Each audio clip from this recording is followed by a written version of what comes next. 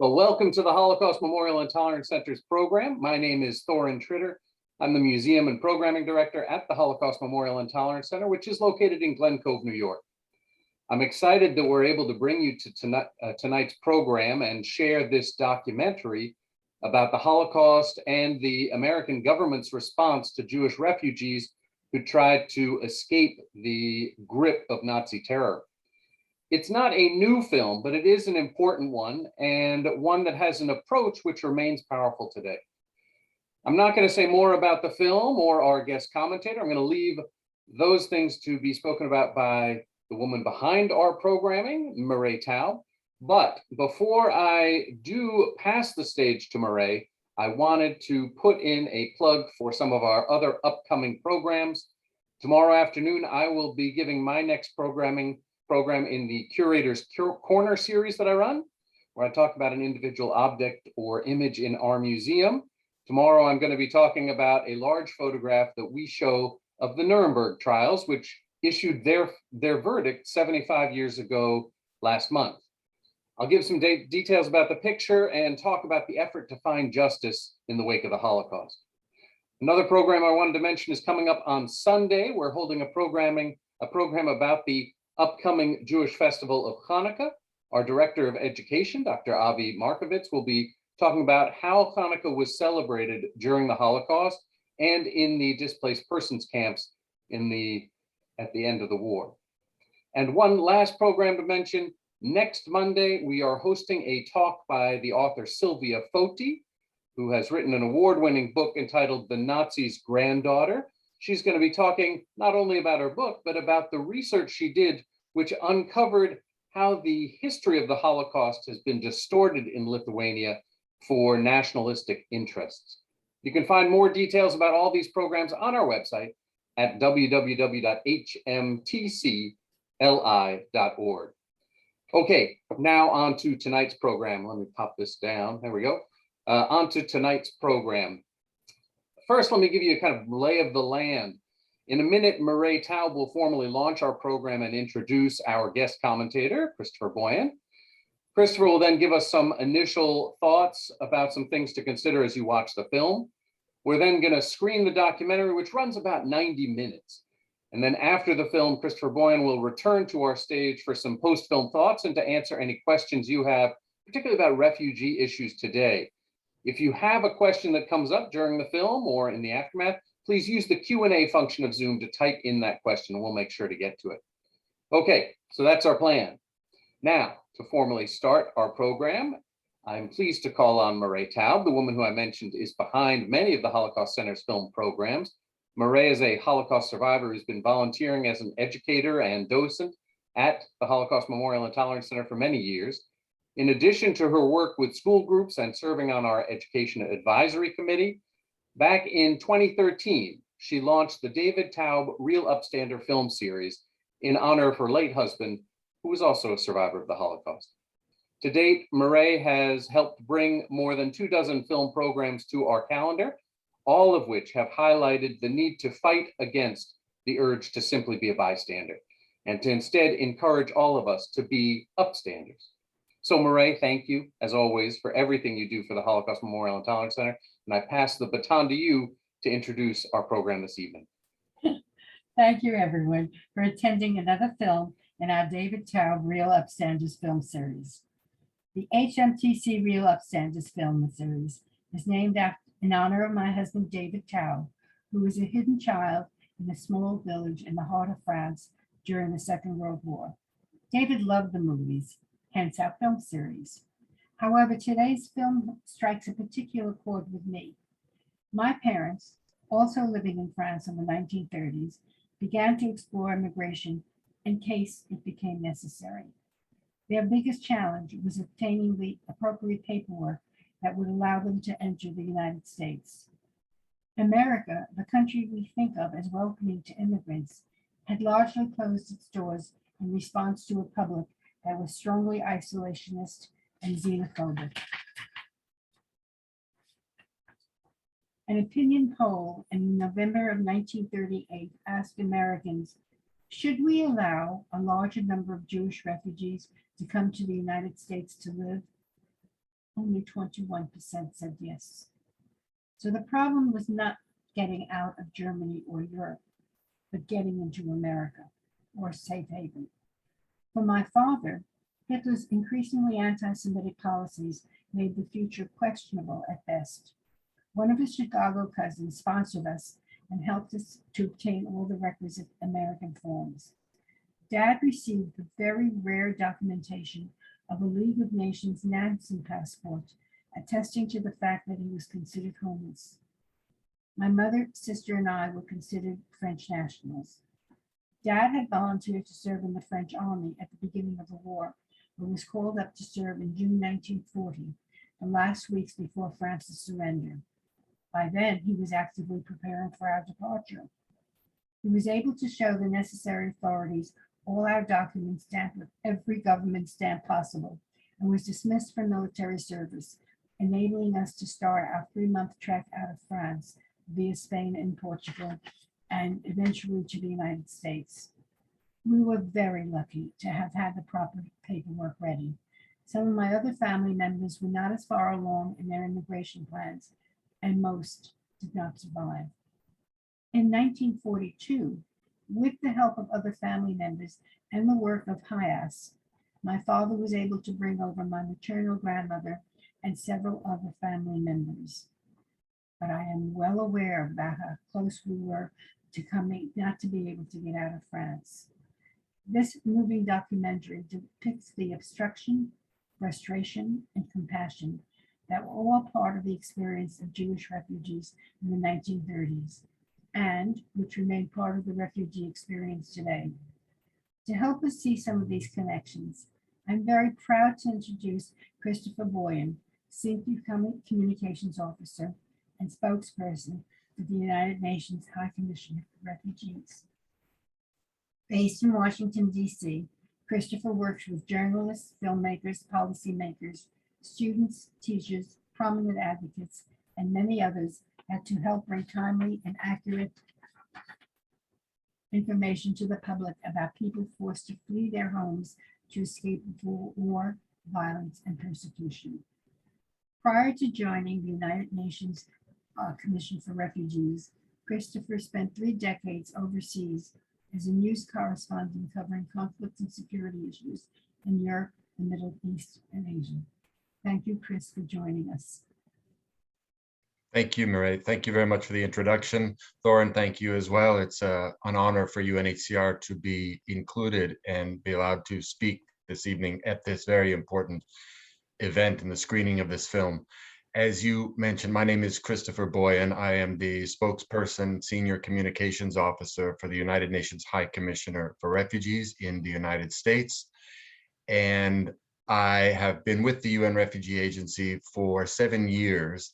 But prior to joining UNHCR in 2015, I spent close to 30 years as a journalist, and most of that time was spent outside of the United States. I myself am an American citizen. I was born and raised in the United States, and I feel like I have an understanding of this country that is my country. But I did spend most of my adult life working as a correspondent outside the United States, much of that in situations of conflict, violence, and persecution in parts of the former Soviet Union, in the Balkans, in the Middle East, and elsewhere in the world. So I've spent many years prior to joining the UN Refugee Agency as a journalist, and that gave me an opportunity to witness firsthand some of the kinds of situations of persecution and extreme life-threatening violence that, as Mairead just mentioned, forces people to flee their homes. First of all, their homes, their communities, and then, depending on the nature and the scope and the level of that violence, often to flee their own countries and to leave everything behind, their possessions, often members of family, language, culture, the society that they know and that is theirs, because they are threatened with extreme violence. So that is what the UN Refugee Agency does. Our organization was founded in 1951 in the immediate aftermath of World War II, and it was created only as a temporary project at the beginning, and it was established really to assist governments and forcibly uprooted people who have been dislocated by the colossal catastrophe of World War II to find their way back, to get their lives back on track, to get back on their feet, to get back home wherever that was possible, and to find a way to regain possession of their lives. Like I said, the UN Refugee Agency was only ever intended to be a temporary 3-year project, but things happen. One thing led to another. Time was extended. In 1956, there was the uprising in Hungary. By the 60s, there was widespread forced displacement in parts of Africa as part of the global structure and Cold War competition at the time and the kinds of conflicts that fueled in various parts of the world. By the 70s, as we all recall, there was the Vietnam War and the dislocation of massive numbers of people from that conflict. And so as a result of a combination of circumstances around the world, the UN Refugee Agency has been forced to stay in existence and to grow and to expand. The mandate of the agency is that we are the UN organization that is mandated by the General Assembly of the United Nations, that is the countries of the world for the most part, to lead and coordinate the international response to refugees and to people who have been forcibly uprooted from their homes. That is what we still do today. We now have over 17,000 staff operating round the clock in 135 countries. So the organization continues to exist, and we continue to fight for and to advocate for the basic human rights of people who have been forcibly uprooted. Now, just the screening of this film tonight, I think, is very germane and very relevant to the kinds of things that we are seeing happening in various parts of the world today. Shocking as that may seem, I think the film, I must say, first of all, in watching this film myself, it was a real and somewhat shocking education for me to see the way this film documents how policy was made, and specifically policy regarding immigration and admission to the United States of Jewish people from Europe. So I think it's a very timely reminder to all of us about the kinds of things that not only can happen, but that have actually occurred in all countries of the world. And the United States is not an exception in that regard. But it's also important to look at what has transpired since the nightmare of that time and what the creation of the UN Refugee Agency, the establishment of the Convention on Refugees, which was in 1951, followed by the 1967 Protocol, which the United States is a signatory to. And that codifies, if you like, the rights that forcibly uprooted human beings around the world have, wherever they are, whatever the time is.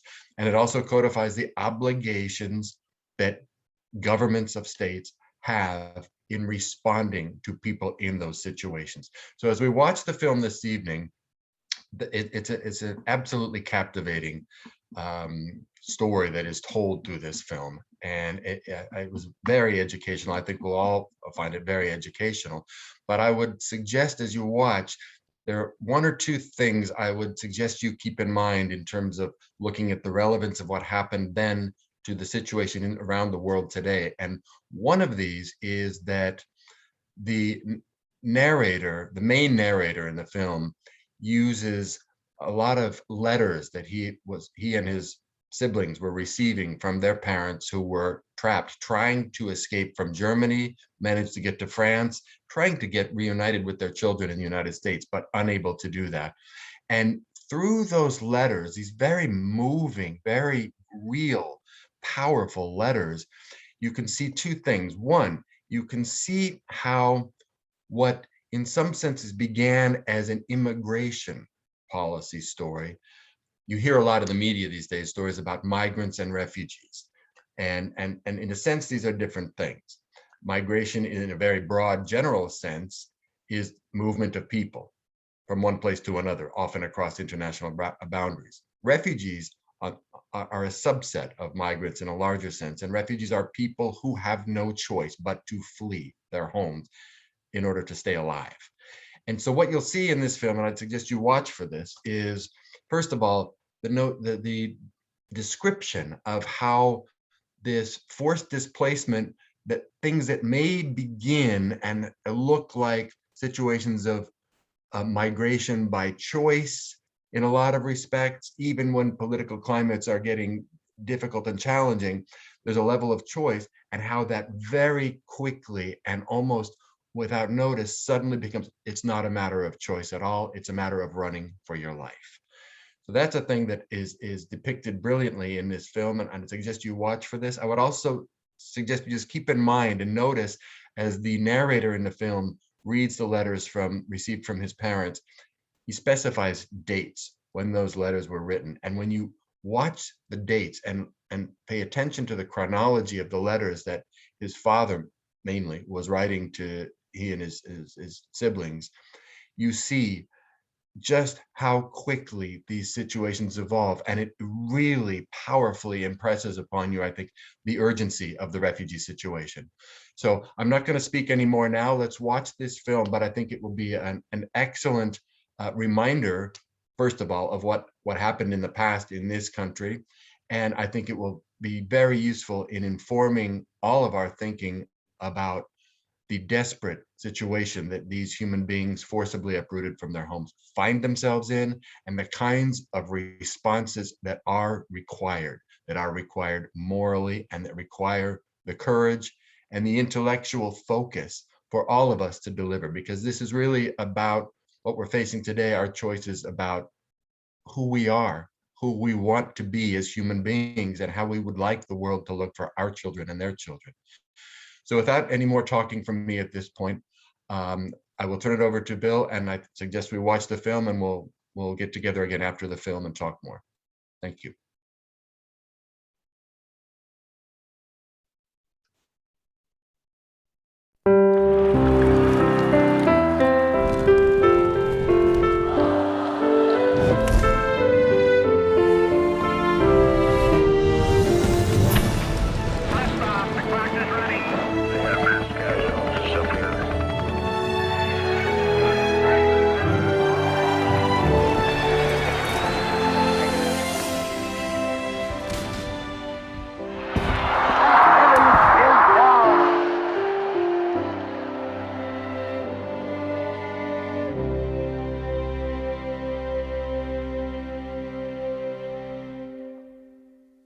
Exclusive corporate funding for American Experience is provided by Liberty Mutual Insurance. Major funding is provided by the Alfred P. Sloan Foundation. American Experience is also made possible by the Corporation for Public Broadcasting and by contributions to your PBS station from viewers like you. Thank you. We hope you got our postcard of November 12th, and our excitement has subsided somewhat since then.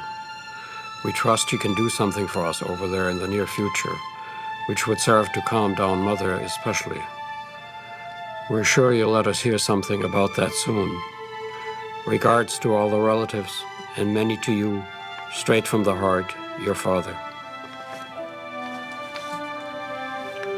I received this in Buffalo, New York, about a week after it happened, and it was mailed from my little hometown, Waldorf, near Heidelberg, Germany. It was the time my parents' home was invaded by former classmates of mine who vandalized the place, smashed everything, terrorized my parents, and imprisoned my father. It was Kristallnacht. November 9th, 1938.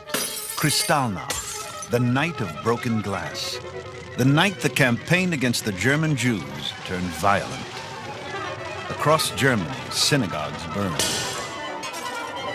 Jewish businesses, homes destroyed. Thousands arrested and sent off to prison camps.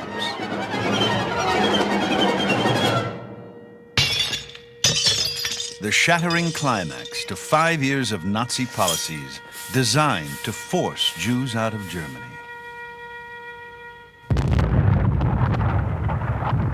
As Jewish life crumbled, tens of thousands, including Kurt Klein's parents, Ludwig and Alice, would look toward America as a haven of safety.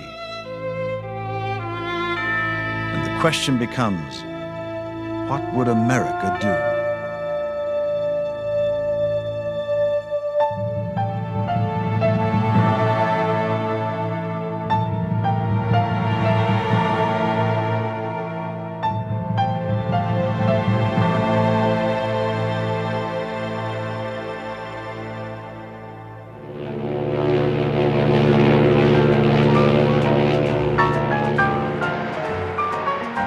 In June of 1937, more than a year before Kristallnacht, Kurt Klein, at age 17, had his first glimpse of America.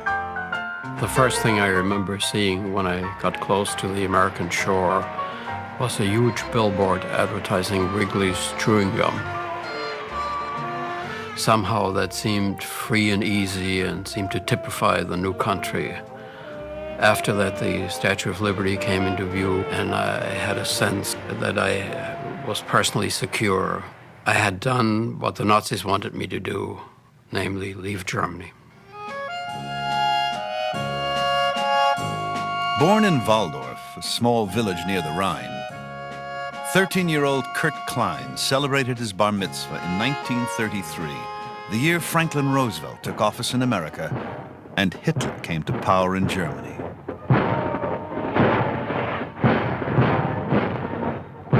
The year the Nazis began their assault to purify German culture.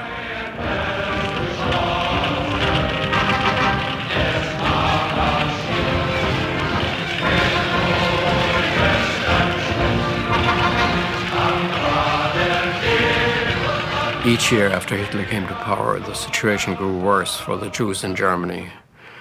By 1935, the Nazis passed the Nuremberg laws, which effectively stripped many Jews of their jobs and their positions within schools and universities, and generally restricted our lives.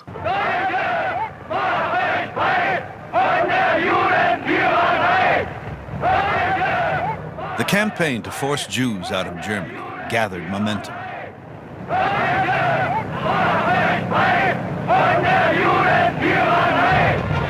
Jews were expelled from professions, their property and savings confiscated. Jewish businesses boycotted. My family knew there was no future for us in Germany, and we began to make preparations. We children would leave first for the US, and our parents would follow. My sister, who was a nurse, could no longer practice her nursing because she was Jewish, and was in fact the first one who left in 1936. That made it possible for me also to follow her in 1937, and by 1938 my brother had also arrived in the US. We hoped at that point, of course, to establish ourselves to the point of where we could support our parents and also have them come over. But the sudden violence of Kristallnacht ignited a new urgency for the Kleins, for all German Jews. In Washington, the response was immediate. Reporters rushed the news to the nation, and the president's statement is read by Felix Belair of the New York Times. The news of the past few days from Germany has deeply shocked public opinion in the United States. I myself could scarcely believe such things could occur in a 20th century civilization. Newspapers played up the story.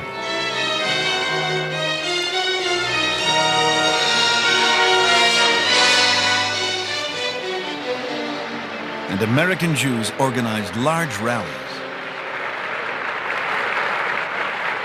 We say to the president, you spoke alone among the world leaders. That was good.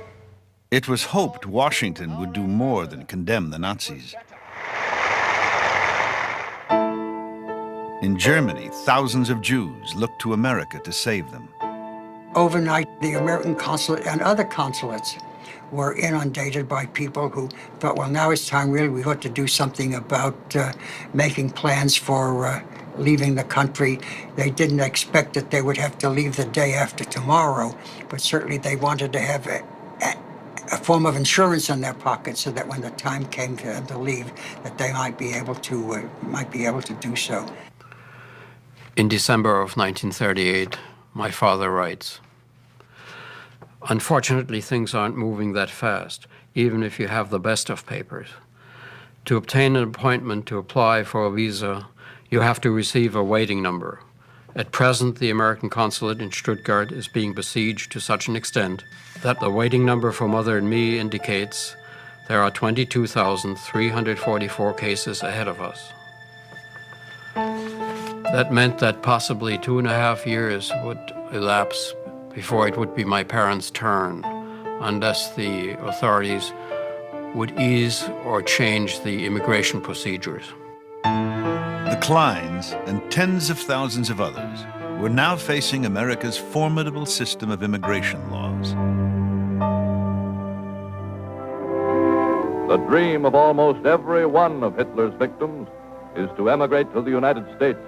In 1938, while Americans held dear the traditional image of the nation as a haven for the oppressed, they were also secure knowing the doors would not be too widely opened. U.S. immigration laws reflected blatant bias and prejudice. From 1924 on, yearly quotas allowed 4 times as many people from Britain and Ireland as from all of Eastern and Southern Europe. And in the midst of the Depression, many Americans called for further restricting immigration, even to extremes. Our unemployment problem was transferred to the United States from foreign lands. And if we had refused admission to the 16,500,000 foreign-born in our midst, there would be no serious unemployment problem to harass us. To gain entry, each newcomer needed an American sponsor, willing to sign an affidavit of financial support, promising the immigrant would not become a public charge. It wasn't easy to get affidavits of support for my parents because, of course, in those days we had no money. We were willing to take any jobs, work on several jobs, day or night, as my sister did. And I worked as a dishwasher aside from my regular job, just to be able to make some extra money that would help us with our parents. Keep refugees out. They'll take American jobs, was the argument. But often the real concerns went deeper than employment. The main thing that we thought of was not economics. It's a moral responsibility, as we call it, of America to have America for Americans. And anything that disrupts that by having masses of immigration disrupts the whole idea of the nation. This was the threat for many Americans. The growing number of Jewish refugees, including tens of thousands of children.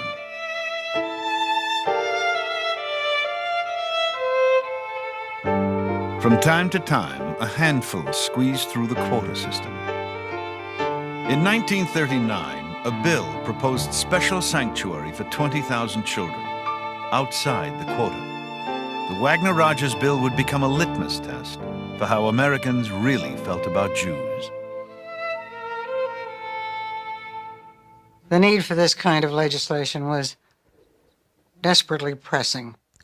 The children being smuggled out of Austria and Germany were already separated from their parents, which was traumatic enough, and it was essential to get them into individual homes and a sense of well-being. But there was immediate opposition to the bill. The law that we had from 1924 we thought was good. Why don't we just support the written law and not seek for ways to circumnavigate around it and just to benefit certain large groups of immigrants. They were afraid, for example, of the argument that Europe was trying to dump all its Jews on the United States, and anti-Semitism certainly was a powerful ingredient, frequently covert instead of overt. More than 100 patriotic societies insisted charity begins at home.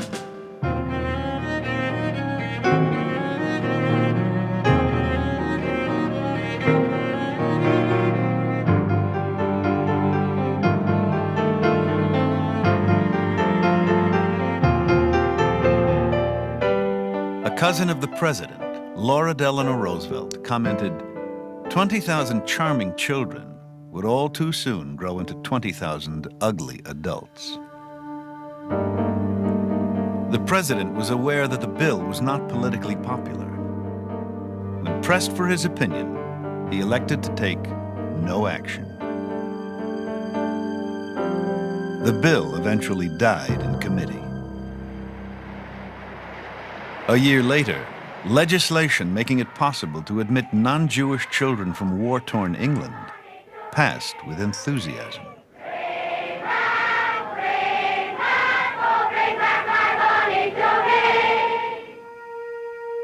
In Germany, by early 1939, Ludwig and Alice Klein were forced to abandon their home and move to one small room over a stable. The campaign against the 200,000 Jews waiting to exit the Reich was intensifying. Signposts at city limits bear the legends, Jews not wanted, Jews keep out. Even in parks, if Jews are allowed at all, special yellow benches are set apart, labeled for Jews. We found people generally were aware of the situation in Germany, but somehow we couldn't get the urgency across to them that something should be done immediately. Nazism was now marching on local soil. This rally outside New York City. As Hitler became important, the imitators grew up here in this country.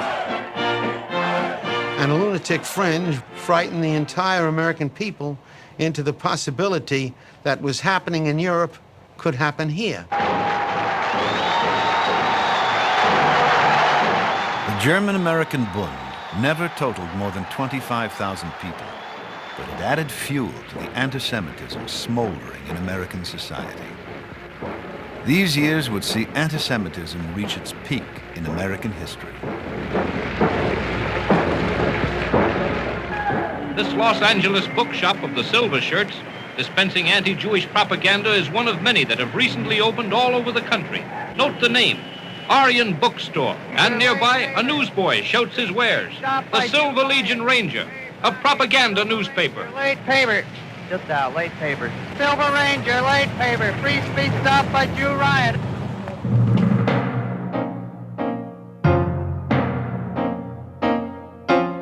The anti-Semitic campaign was conducted by over 100 organizations across the country, blaming Jews for all the ills in America.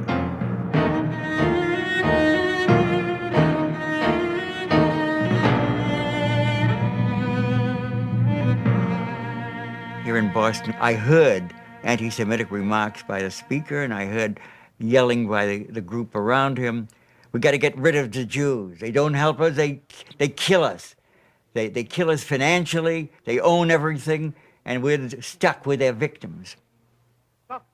Father Charles Coughlin, a Roman Catholic priest, was the most influential anti-Semitic spokesman in the country. His weekly radio broadcasts reached more than 3 million people. The system of international finance, which has crucified the world to the cross of depression, was evolved by Jews for holding the peoples of the world under control. On Sunday nights, we would always listen to Father Coughlin, and it brought back shades of what I had recently experienced within Germany. But there was one difference. People could and did speak out against that. And also, it wasn't the official policy of our government to be anti-Semitic.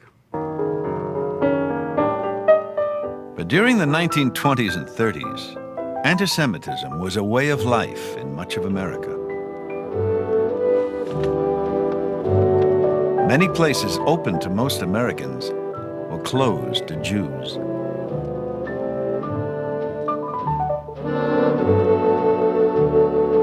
When I was maybe 7, 8 years old, we had recently moved to Washington, and on a hot day, we decided to go to the beach. And people told us that there was a lovely beach somewhere in Chesapeake Bay, and we drove down there. And I still remember the sign, because as we drove up, we saw the sign which said, "No Jews or dogs allowed." There were restrictions in job opportunities. Dear Miss Cohen, we are sorry to inform you that it is our policy not to accept students of Jewish nationality. I had just finished college. The first position I was sent to, it was a one-man office, and he hired me immediately. And then at about 11 o'clock, he said to me, "What church do you go to?" I said, "I don't go to a church, I go to a synagogue." He said, "I wouldn't hire a Jew. You're fired." And went back to school crying. And Mrs. Kerwin, who was the teacher who sent us out on positions, said, "You're going to find that out a lot. You might as well get used to it." Jews could barely get jobs in engineering. The telephone company hired no Jews.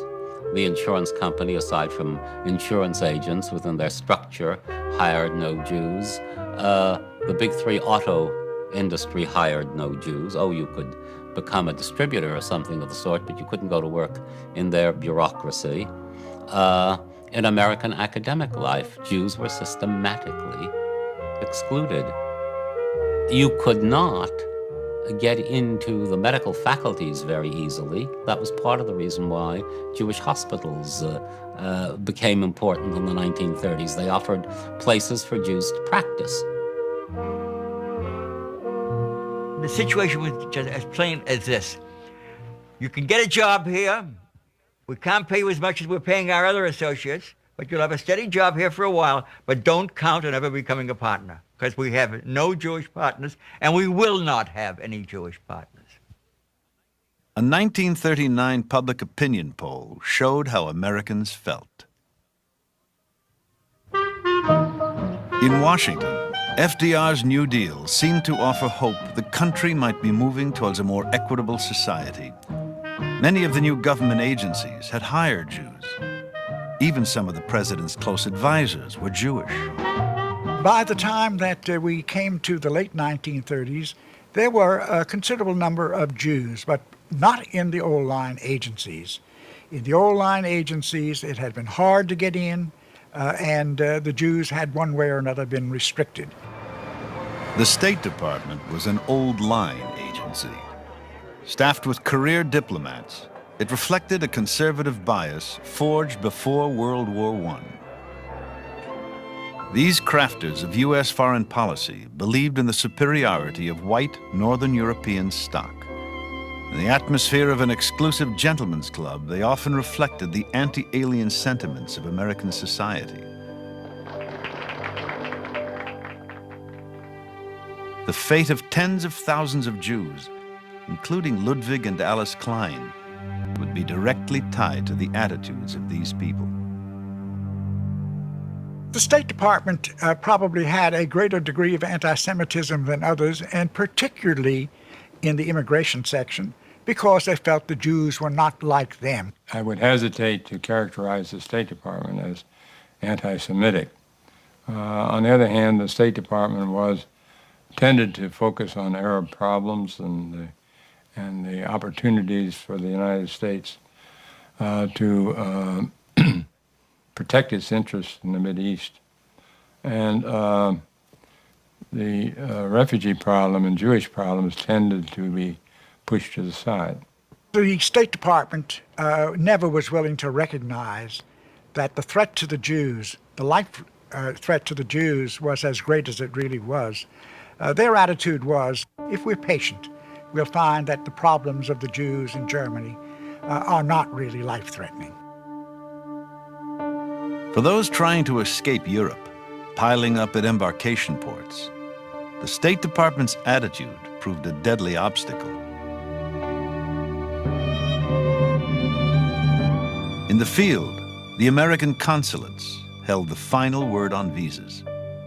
In regard to American consulates in Europe, anti-Semitism was widespread. There's no doubt about it. We have clear evidence. I learned in my own research that particularly it was seen in Zurich, in Oslo, in some consulates in Vichy, France, and in Lisbon. In fact, the situation was so bad in Lisbon that American Jewish groups had to go to the Quakers and request that they send a non-Jew to Lisbon to try to persuade the American consulate there to stop the obstruction of Jewish immigration. My brother, sister, and I set to work day and night. It became our preoccupation to get immigration visas for our parents so that we could get them to safety. But it was a frustrating struggle. May 1939. While the Kleins were still awaiting their visas, other German Jews were able to board a ship for Cuba. And so over 900 of these unfortunate people, all with visas for Cuba and many with quota numbers for the United States, leave Hamburg and the St. Louis, happy in anticipation of a new life far from Germany, where their experiences under the Nazi regime will only be a sad, sad dream.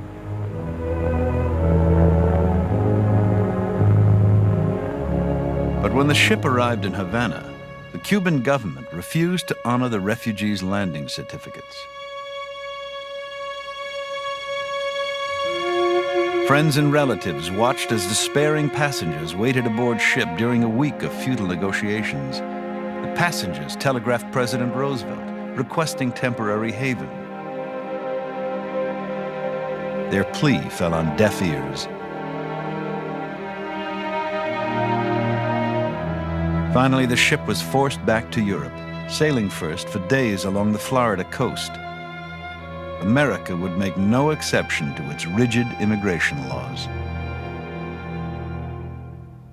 The most logical haven for Jewish refugees was now Palestine, the historic homeland of the Jews. Britain controlled Palestine, and until the late 30s had allowed Jewish immigration. But as German Jewish refugees increased, so did long-standing tensions between Arabs and Jews. To keep peace with the Arabs, who control the area's vast oil reserves, in 1939, London decided to issue a white paper that strictly limited Jewish immigration, 15,000 people a year for 5 years, then no more. But Jews trying to escape the Reich, the door to Palestine was now virtually shut.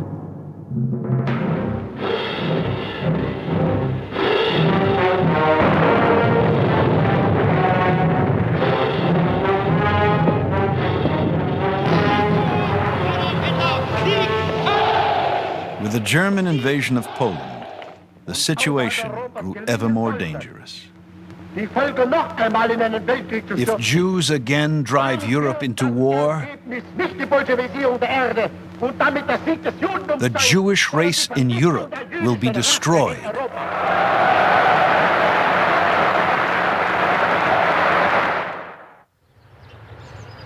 In the spring of 1940, the fate of European Jews now fell into the hands of a new Roosevelt appointee, Assistant Secretary of State Breckinridge Long. Long's policies would directly control the future for the Kleins, for all those cramming into consulates across Europe. Long endorsed the anti-alien bigotry of the times and also feared German agents might enter America posing as refugees.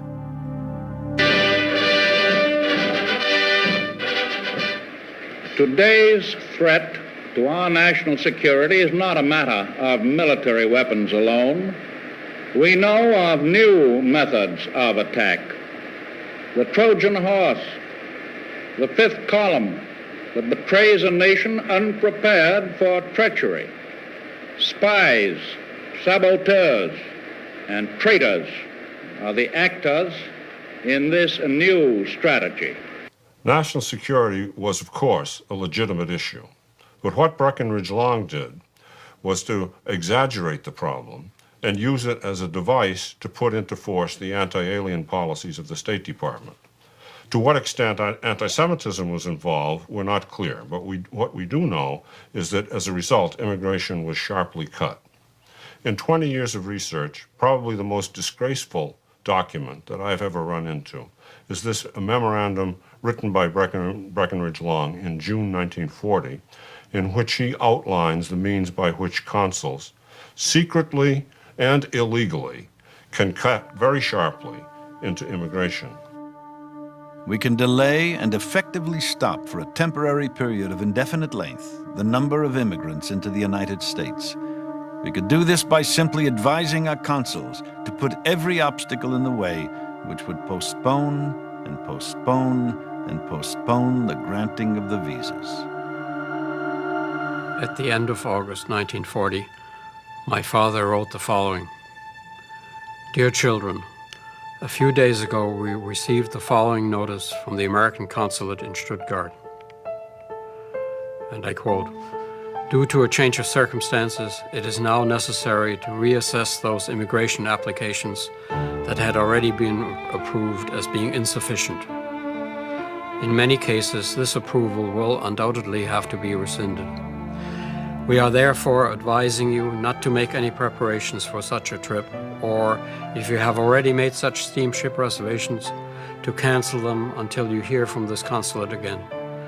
That should avoid financial losses for you or your guarantors. American Vice Consul. End of quote. And my father continues. As you can see, our emigration will not go as fast as imagined, and we regret you will be disappointed. The Kleins were now victims of calculated bureaucratic delay. Then, for several months, Kurt Klein heard no word from his parents. In October 1940, he learned they had been deported on an hour's notice without their passports to Vichy, France, along with all the Jewish people in their region.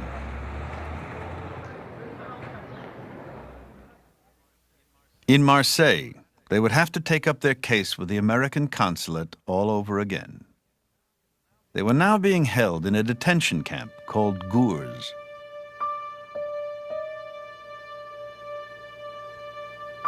Gours was a terrible place. In walking through the streets, there weren't streets, there were roads, mud literally up to your ankles. The people, they lived in hutments. Blankets were in short supply. Food was in short supply. The French had this kind of an arrangement.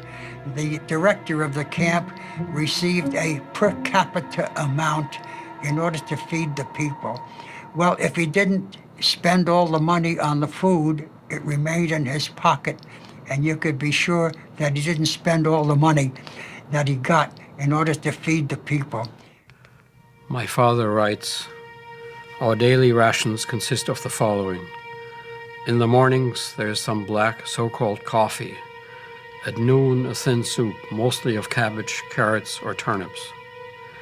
In the evening, again, coffee or tea, along with 260 grams of bread, which has to last the entire next day. On that alone, nobody can subsist.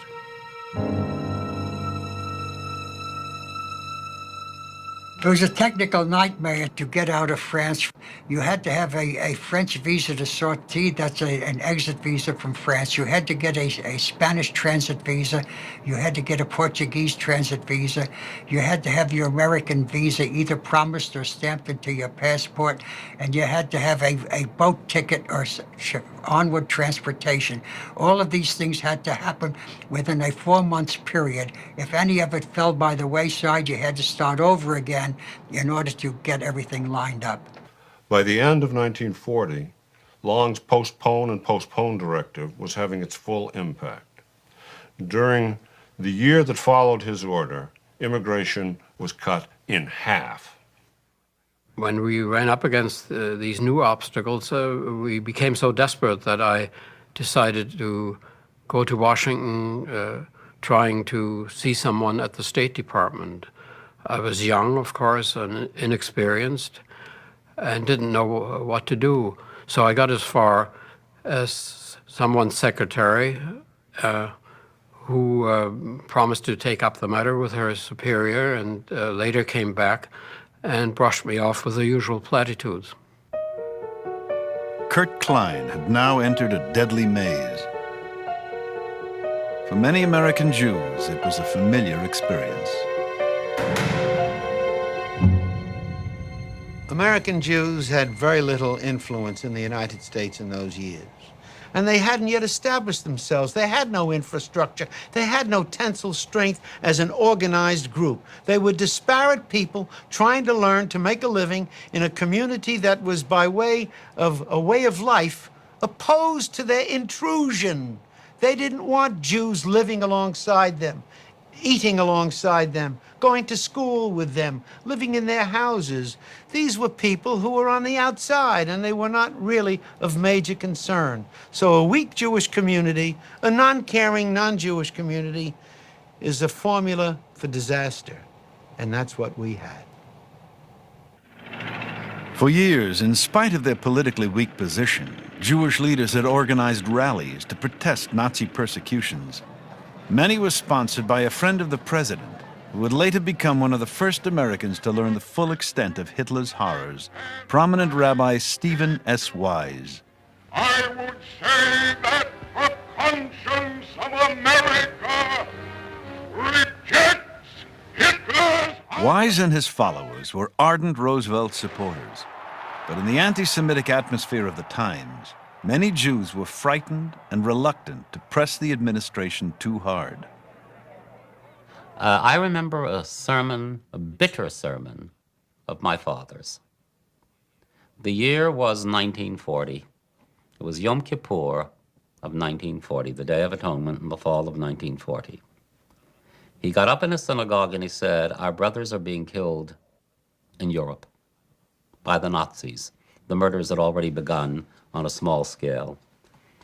He said, "If we had any Jewish dignity, we would, at the end of this fast, get into our cars and go from Baltimore, where we live, to Washington. We would picket the White House, and we would demand of the president that he use his influence on the Nazis as the great neutral power to stop the killings." And then he added, "And the reason why you hesitate to do this is that sons and daughters of yours have jobs in the New Deal agencies, which are now open to Jews, and you are afraid that you are going to rock the boat."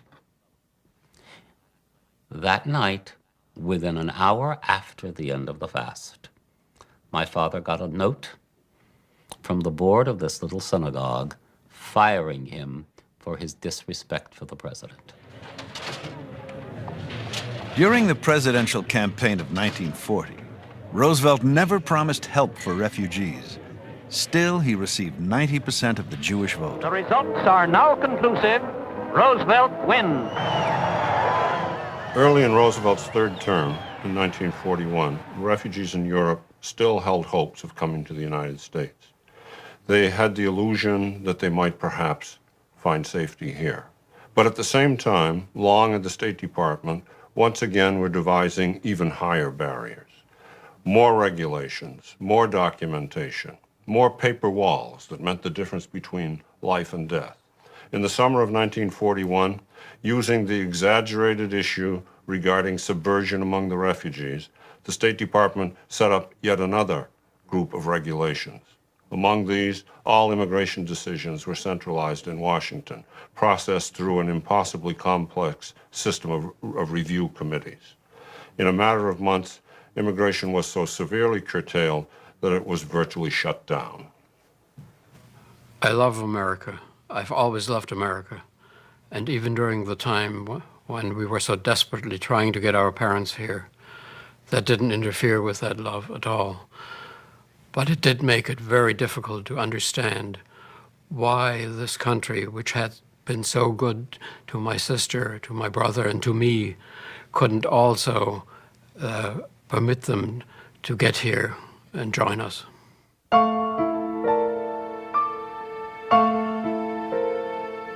In the middle of July 41, I received this letter from my mother. You'll have to start anew with respect to our emigration. We were enlightened today about the new decrees, and regretfully everything has now become invalid and we are back to square one. And the worst thing is that Father and I are compelled to be separated for such long periods of time. Much of what I was able initially to be enthusiastic about is no longer of any consequence to me.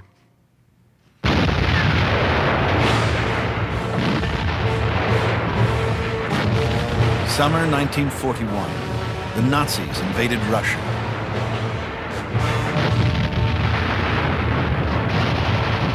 In newly conquered areas, a secret policy was put into action. Political enemies, undesirables, and all Jews were rounded up by special forces, Einsatzgruppen.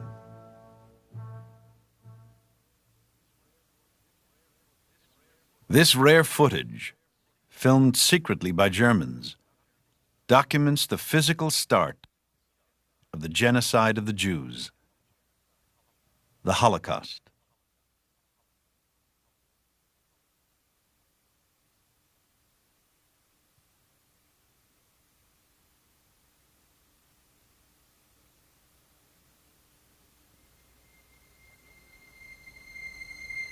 By the end of 1941, more than 500,000 Jews would be murdered. This was the final solution.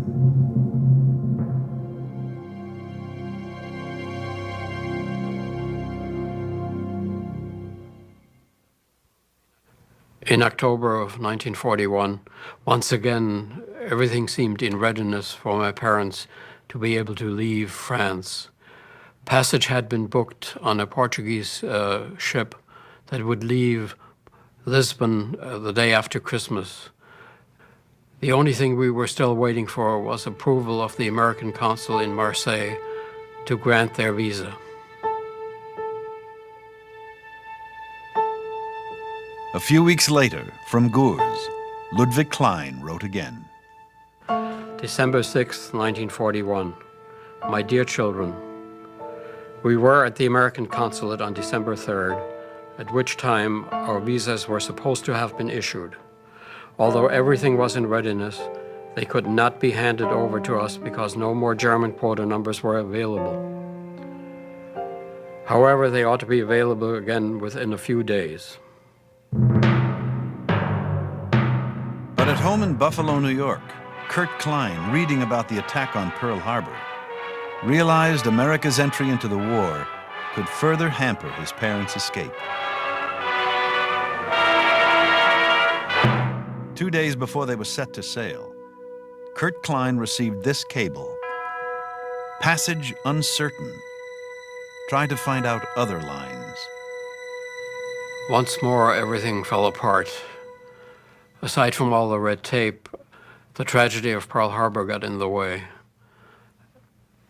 Even though we continued our attempts to get our parents out because we knew that they were in the unoccupied part of France, which was still not totally under German control, everything we attempted to do for them turned into nothing. By spring 1942, rumors moved through Western Europe. Entire villages, cities being emptied of Jews. Massive deportations somewhere to the east. While the Nazis kept the final destination a well-guarded secret, the transports themselves were impossible to hide. They were noted as far away as Washington by Eleanor Roosevelt in her weekly radio broadcast. How utterly without mercy or regard for human life is the German Führer. How otherwise can we explain the reports of sending numberless Jewish people from Berlin and other cities at an hour's notice, packed like cattle, into trains with their destination either Poland or some part of occupied Russia? that the trains were heading to killing centers, fully operating by spring of '42, was still a well-guarded secret. But that summer in Switzerland, the Nazi plans to exterminate all the Jews of Europe were leaked by an anti-Nazi German industrialist. His information was passed to Gerhard Riegner, the representative of a Jewish organization in Geneva. Horrified, Riegner related to the State Department, requesting they alert Rabbi Stephen Wise in New York. But skeptical State Department personnel dismissed the report as a wild rumor inspired by Jewish fears and suppressed the information. 2 weeks later, Wise received the same information through an independent source in London and approached the State Department. He was asked to remain silent until the department verified the reports that millions were slated for death.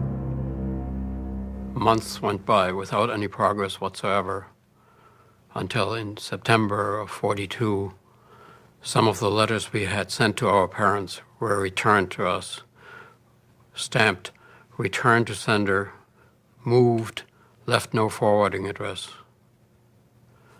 We feared the worst, but of course didn't know the details.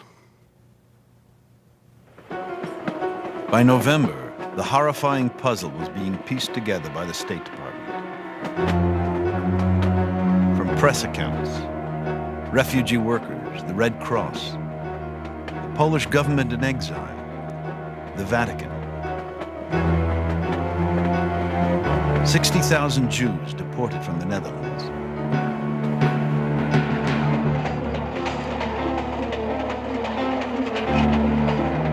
$3,600 Jews from France sent eastward, exact destination unknown. 16,000 arrested, Paris.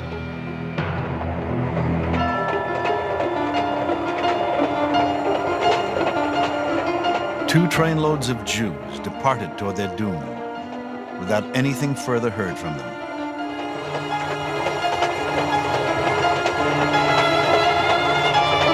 Evacuated whole Warsaw ghetto, murdered 100,000 Jews.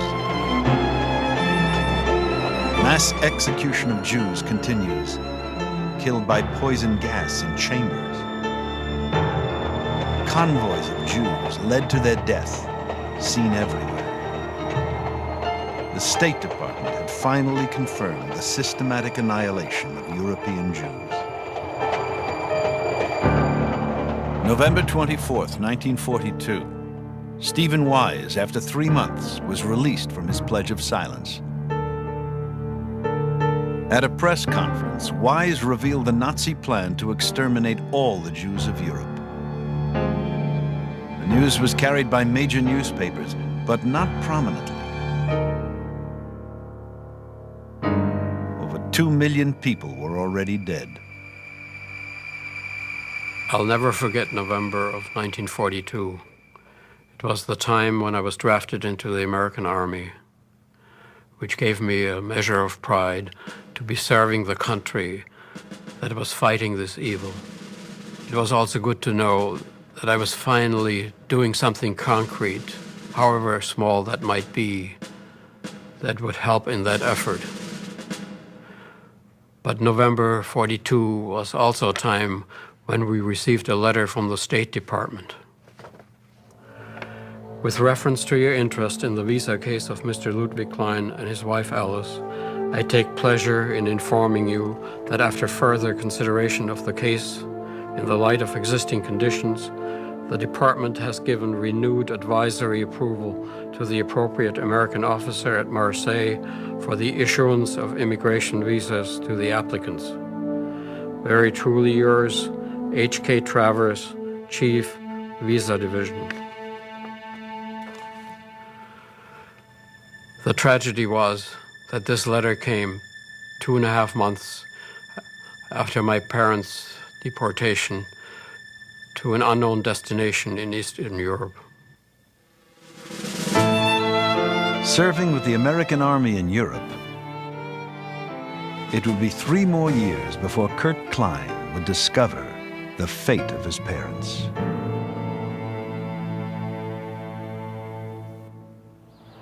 Near the end of 1942, with 4 million Jews still alive in Europe, Stephen Wise and other Jewish leaders presented a document to President Roosevelt detailing the Nazi plan for extermination.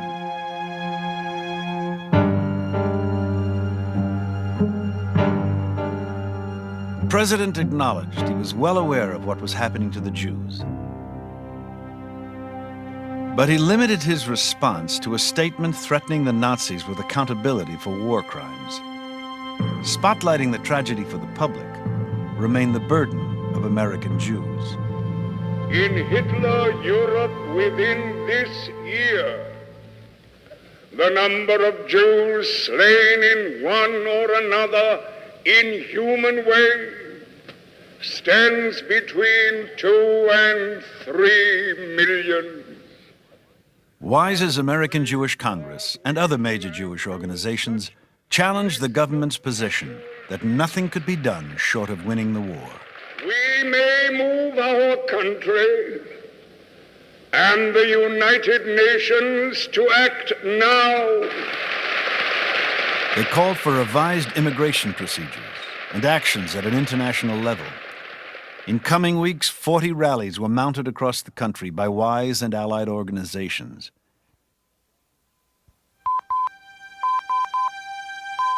In early 1943, reports on the ongoing extermination of the Jews continued to arrive at the State Department to be passed on to American Jewish leaders.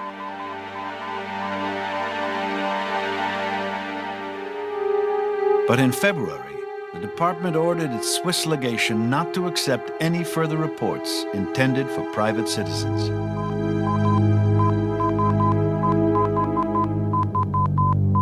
Vital information about the death of tens of thousands was cut off for 11 critical weeks. The State Department was actively blocking information about the genocide. Roosevelt refused to focus on the issue. The American churches were largely silent, a fact that particularly pains me as a Christian, and the press had little to say and buried that little in the inner pages.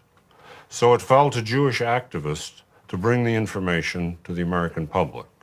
One of those activists, a person not connected with the mainline Jewish organizations, who would later come into sharp conflict with them, was a newcomer to America from Palestine, Peter Bergson.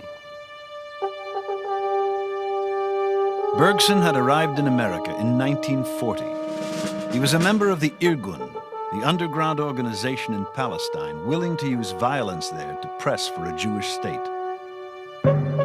On what Bergson would call the most traumatic day of his life, he read Stephen Wise's November announcement on page 6 of the Washington Post. Immediately, he embraced a new commitment to move the story from the back pages to the front page of public awareness. When I first met Peter Bergson, my impression was that the Jews were being kicked around in Europe, and the United States should do something about it, and the other people should do something about it, whether they were Jews or Cherokees or whatever it was. And it was not on a Jewish basis at all, whatever, that I was either approached by Peter Bergson or agreed to go along in the Bergson group.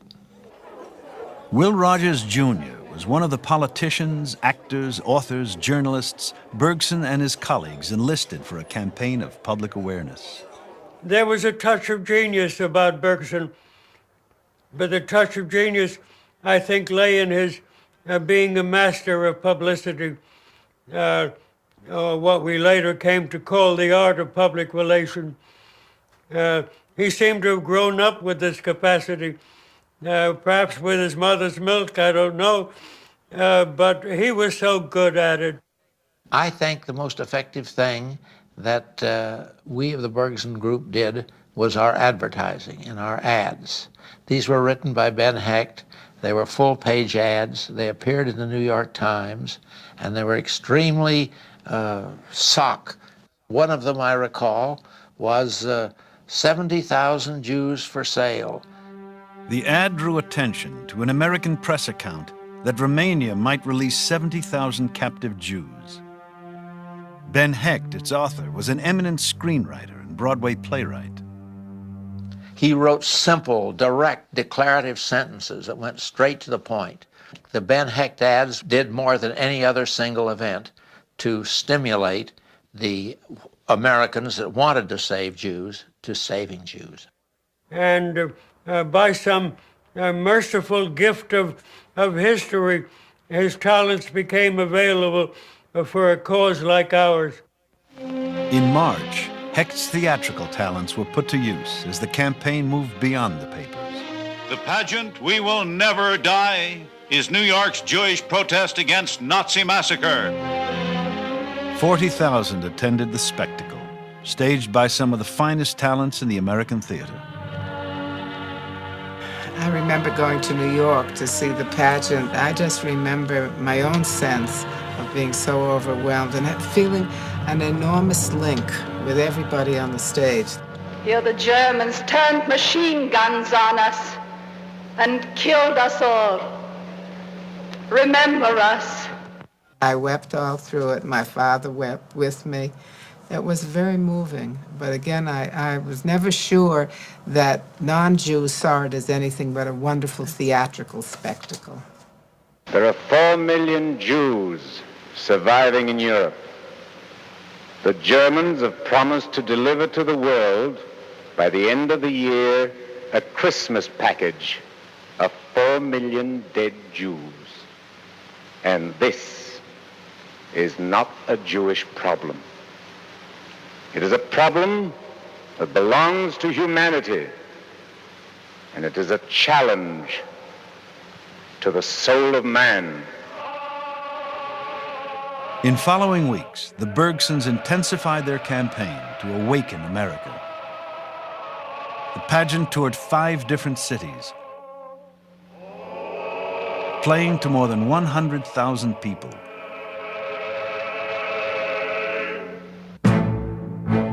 At the same time, other Jewish organizations held rallies around the country. The government attempted to quell the Jewish outcry by announcing a joint British-American rescue conference. And we Jews became very excited that finally 2 great governments were meeting to solve the problem, if indeed it could be solved. The closed-door conference met in a remote Bermuda hotel. The American delegation arrived with secret directives from the State Department. The Bermuda Conference was a conference set up to not accomplish anything. And the people who represented the United States there were given those instructions. The results soon leaked out.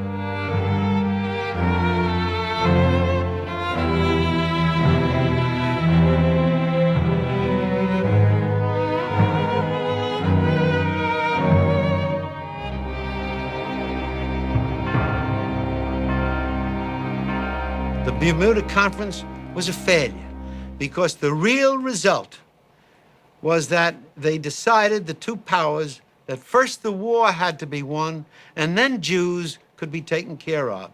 I must tell you, it discouraged the American Jewish community. It broke the hearts of the leaders who had been involved in trying to make it happen. It made us feel once and for all that all was lost. Jewish leaders after the hoax at Bermuda were plunged into despair. They now recognized that America and Britain, the 2 great Western democracies, Hitler's enemies, were deeply committed to a policy of not rescuing Jews.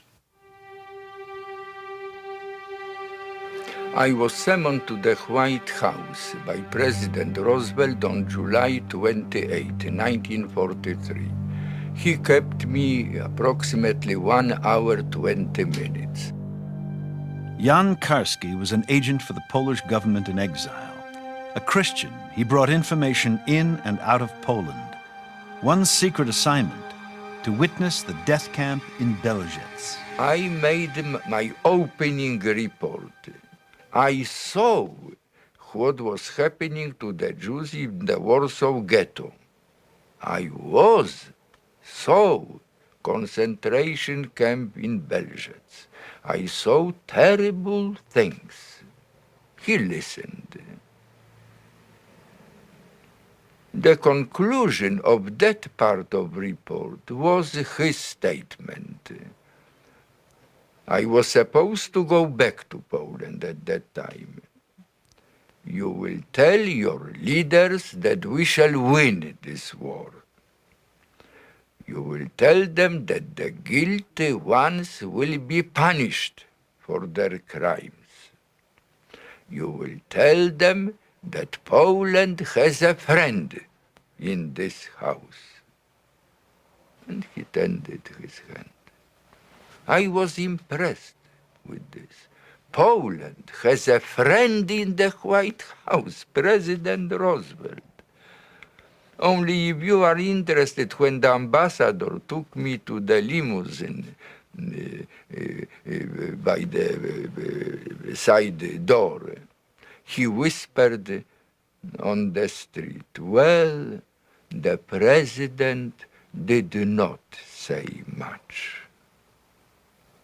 Because these were generalities. In the second half of 1943, the government's long-standing policy of not rescuing European Jews was challenged simultaneously on two fronts.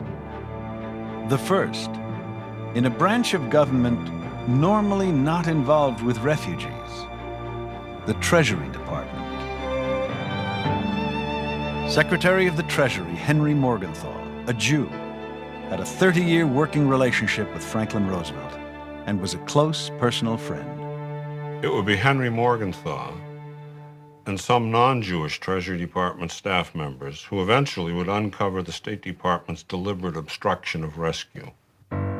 It began when Stephen Wise came to Washington with a plan for the U.S. Jewish community to put up funds to rescue 70,000 Romanian Jews. To prevent funds from falling into enemy hands, Washington required a special wartime license to be approved by both state and Treasury. The State Department stalled the license for 11 weeks, but when the request finally reached the Treasury Department, it was approved within 24 hours. Henry Morgenthau and his Treasury staff assumed that the first meager steps toward saving European Jews were underway. At the same time, the persistent Bergson Group launched an all-out campaign calling for the establishment of a government rescue agency. In October, they held an unprecedented demonstration in Washington.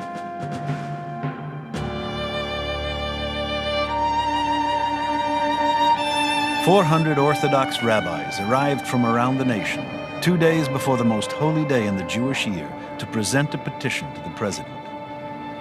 We pray and appeal to the Lord, blessed be He, that our most gracious President, Franklin Delano Roosevelt, consider and recognize this momentous hour of history, that He may save the remnant of the people of the book, the people of Israel."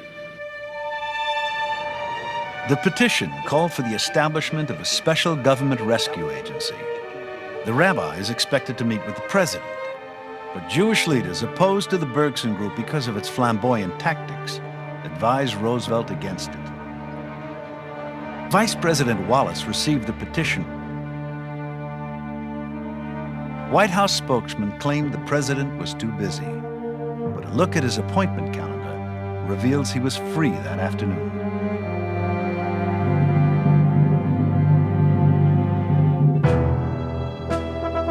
A few weeks later, the campaign for a rescue agency intensified. Legislation designed by the Bergson Group was introduced jointly into Congress by Senator Guy Gillette and Representative Will Rogers, Jr. I just did what anybody would have done. I was not concerned with the outcome so much as I was that making a statement and that somebody makes the statement and that my country makes the statement. I did very much want the United States as a country and as a nation to stand, to protest and to stand for the rescue of these people when it could be done. Back at the Treasury Department, Morgenthau's inner staff, the general counsel to the Treasury, Randolph Paul, his assistant, Josiah Du Bois, and the head of Foreign Funds Control, John Paley, discovered shocking information about the license they'd issued 5 months earlier to rescue the Romanian Jews. When we issued the license and gave it to the State Department to transmit it, we assumed that it would be carried out. And when we heard from the Jewish agencies that were involved, the license had never been received. And when we discovered they had been held up, we, of course, made inquiries, and they were told that they were consulting with the British. With 70,000 lives at stake, the Treasury began to investigate the delay. At the same time, on Capitol Hill, pressure was building against the administration's inaction. I find it very hard to try and explain why the administration had not moved more rapidly towards saving Jews in Europe, especially when situations developed that they knew they could get some of these people out, they knew they could do something. The only excuse that I can give, and it's a pretty weak one, is that they were tangled up with oil, with the Arabs, with the British, with the mandate, with the Palestine, and with everything else, and they were trying to look down the road. Meanwhile, these people are being killed back here, and they're looking at 50 years or 25 years in the future. The rescue resolution, sponsored by the Bergson Group, received unusual bipartisan support in the Senate, but there were problems in the House.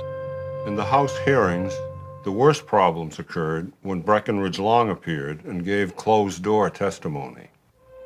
Long's grossly misleading statements made it look like the State Department was doing an outstanding job, bringing 580,000 Jewish refugees to America since the start of the Hitler years. Long impressed the House committee and called into question the need for a separate rescue agency, but his statements were false.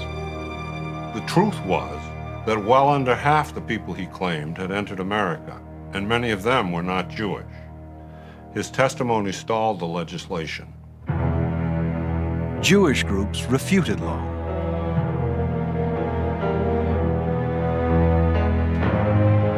And the State Department's policies began to unravel. The staff at Treasury uncovered the smoking gun when they pressed the State Department and the British to explain the license delay. The American embassy went to the British authorities and received a letter saying the reason the British were opposed to the issuance of the license was of the difficulty of disposing of any considerable number of the refugees should they be rescued. The Foreign Office are concerned with the difficulties of disposing of any considerable number of Jews should they be rescued from enemy-occupied territory. The words were characterized by Morgenthau as a satanic combination of British chill and diplomatic double talk, cold and correct, and adding up to a sentence of death. The State Department's attitude was equally horrifying. There was always the danger that the German government might agree to turn over to the United States and to Great Britain a large number of Jewish refugees. Finally, it was out in the open. The real reason the British and the State Department were obstructing rescue. The fear that large numbers of Jews might actually be released. Then, the Treasury investigators uncovered a copy of the State Department's cable, ordering its legation in Switzerland not to pass along extermination reports. We were advised by our friends in the State Department. The State Department not only was not interested in the refugee problem, but that they were actively suppressing information about the extent of the Holocaust by sending instructions to their legation in Switzerland not to permit private Jewish agencies to transmit any such stories. Suppress information, the government becomes an accomplice to what the Nazis were doing by hiding the information from the American public. The Treasury investigators next discovered a State Department attempt to cover up this cable. When we discovered that not only had the State Department suppressed information to the extent of the Holocaust, but had tried to cover it up, we then felt that this should be brought to the president's attention. What was so shocking had to be remedied. Outraged by their discovery, the staff at Treasury immediately wrote a report to Secretary Morgenthau. They chronicled the State Department obstructionism and urged their boss to go to the president. Josiah Du Bois spent Christmas Day 1943 drafting Report to the Secretary on the acquiescence of this government in the murder of the Jews. Secretary Morgenthau, who valued above all else his relationship with the president, nevertheless felt that he had to put himself on the line and be the spokesman on this issue.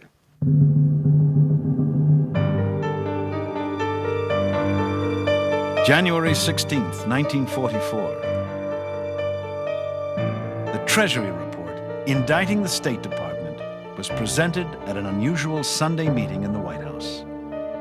We met with President Roosevelt in the Oval Office, Secretary Morgenthau, Randolph Paul, and I. The president didn't read the report, but Morgenthau asked me to outline why we were there and why we felt that a separate agency outside the State Department was essential. And at the end of the meeting, the president said, "We'll do it."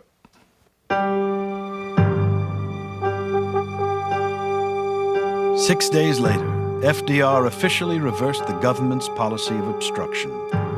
He signed Executive Order 9417, creating the War Refugee Board, which was instructed to take all measures to rescue victims of enemy oppression in imminent danger of death. The real reason Roosevelt established the board was not because of a sudden moral awakening. After all, he'd been aware of the basic facts all along. It was a political decision. Finally, the forces on two different paths, the developments in the Treasury Department and the Bergson-led rescue resolution in Congress, came together. What Roosevelt realized was that he was confronted not only with the revelations in the Treasury, but also that it was only a matter of days before the rescue resolution would come to the floor of the Senate for debate. And when that discussion occurred, it was almost certain that some of the shocking revelations that he'd seen in the Treasury Department were going to come to the forefront and be brought clearly to public attention. Confronted with this nasty scandal, Roosevelt made the move, established the War Refugee Board, and thereby cut off further discussion in Congress. Morgenthau, along with Secretary of State Hull and Secretary of War Stimson, became the nominal heads of the War Refugee Board, and at Morgenthau's recommendation, John Paley took charge as acting director. I remember the day the executive order was signed, and I came home and the telephone rang, and there was a woman on the phone who identified herself as a wife of a prominent physician in Washington. And she said, "Are you Jewish?" And I said, "No." And she said, "Why are you doing this?" And I tried to explain to her what we were doing. But here was somebody calling on the telephone and saying, "Why did I agree to be head of the War Refugee Board?" Well, it's a sampling of some anti-Semitism. Paley and the board faced a difficult road. Government funding was meager. Most costs were paid by private Jewish organizations. Other government agencies refused to cooperate, as in late 1944. The board endorsed a proposal from American Jewish leaders to bomb the gas chambers at Auschwitz, but the proposal was sabotaged. The Jewish agencies themselves weren't sure that they wanted us to arrange this. Bombing railroad lines is not very effective because it can be rebuilt overnight. So it involved wiping out the extermination facility. And finally, after much soul-searching, we recommended this to the War Department. Auschwitz was located in a strategic oil refining district in Poland. The refineries were no farther than 45 miles from these crematoria. After we recommended to the War Department that the extermination facilities at Auschwitz be bombed, we were told that this was not possible. When we pursued this further, we were told that this would involve bombers being sent from England and that jet fighters could not escort bombers that far, and therefore it was not possible to do this. Later, perhaps after the war, we discovered that at the very time we were recommending this, bombing all around Auschwitz was going on from Italy, and we had been misled. Some 2,800 bombers targeted the oil refineries during the months when 150,000 Jews were being gassed. On 2 occasions, fleets of heavy bombers actually flew past the gas chambers, aiming for the IG Farben fuel factory less than 5 miles away. A few bombs accidentally hit Auschwitz itself, killing 85 prisoners, civilians, and SS guards. This photograph makes clear the War Department refused to consider the destruction of Auschwitz as part of its mission.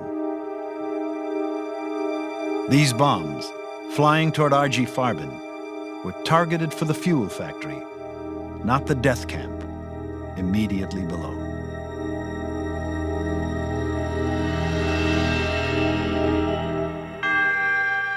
With almost no cooperation from other government agencies, the board still managed to truck critically needed supplies to a few camps behind enemy lines. Helped evacuate 15,000 Jews from Axis countries to safety, many in rickety boats across war-torn seas. Rescued 48,000 Jews in Romania by threatening its government with post-war punishments. Saved tens of thousands of Budapest's Jews through the efforts of its agent, Raoul Wallenberg. And in America, established just 1 refugee camp at Fort Ontario, an abandoned army base. We felt that since we were urging other countries to take in refugees, we had to do something ourselves. And therefore we did establish a camp in Oswego, New York, but it was largely a symbolic gesture. 982 refugees arrived in August 1944.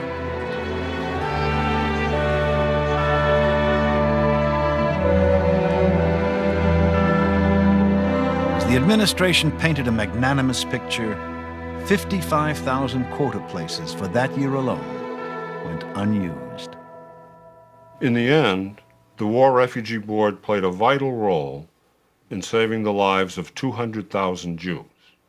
A very valuable contribution, to be sure, but the number is terribly small compared to the total of 6 million killed. The board did prove that a few good people, Christians and Jews, could finally break through the walls of indifference. The great shame is that if Roosevelt had created the board a year earlier, and if it had been truly empowered, the War Refugee Board could have saved tens of thousands, even hundreds of thousands more, and in the process have rescued the conscience of the nation.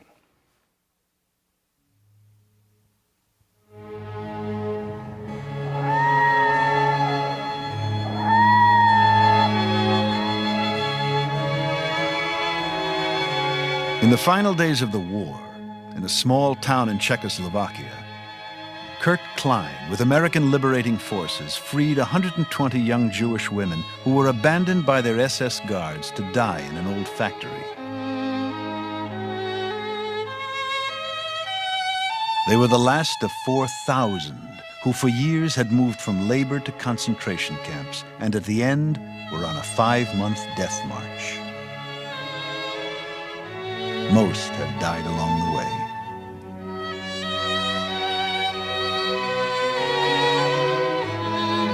As I entered the factory courtyard, I saw what I can only describe as walking skeletons going about their pathetic task of pumping water at a hand pump in the center of the courtyard.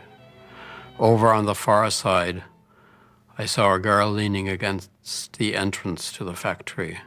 I walked over to her, and I noticed that she seemed in slightly better physical condition than the rest of them.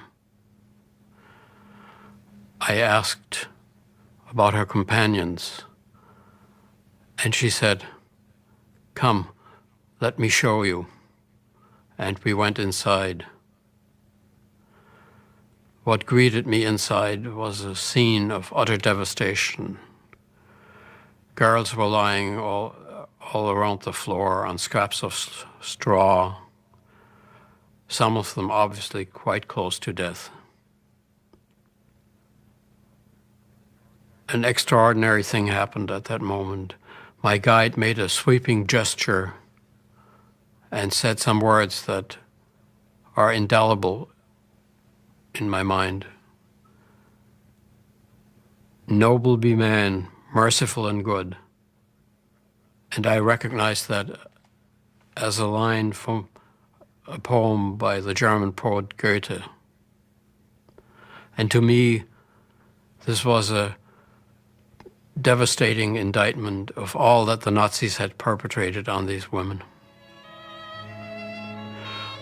Of course, we immediately set to work to help the girls get to the hospital, where I found that the girl who had been my guide had fallen desperately ill and was listed in critical condition.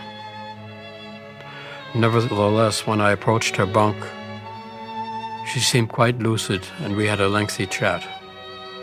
When I was getting ready to leave, she wordlessly handed me a few sheets of paper, which were her reflections on recent events. "Freedom, I welcome it in the rays of the golden sun, and I salute you, brave American soldiers. You ask what we have suffered, what we have lived through. Your sympathy is great, but we cannot speak the unspeakable, and you might not understand our language.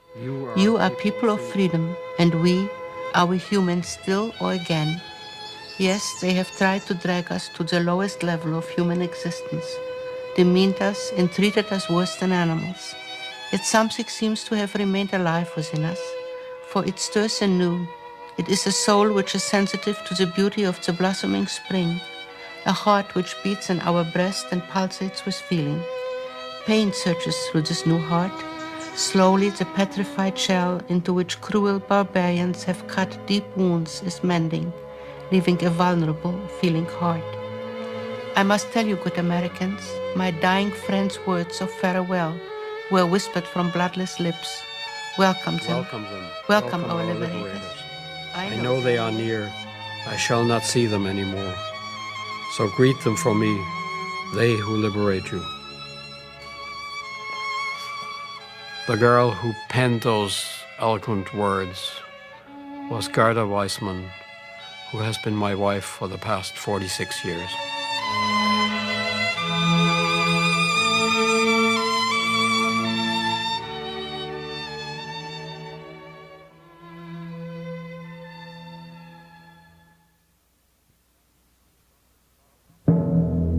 Following the war, Kurt Klein received a message in answer to inquiries about his parents.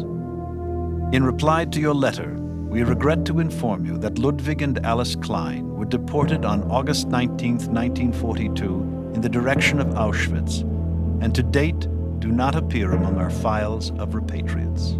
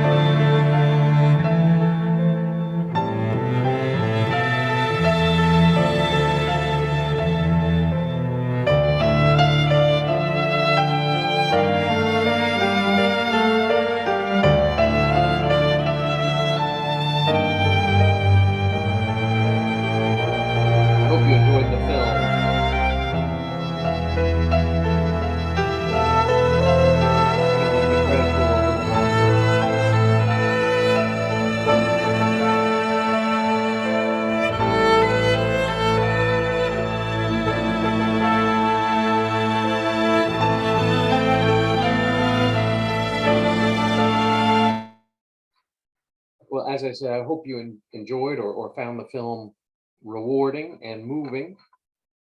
I would like to bring Christopher Boian back out if he's out there. Hope he is.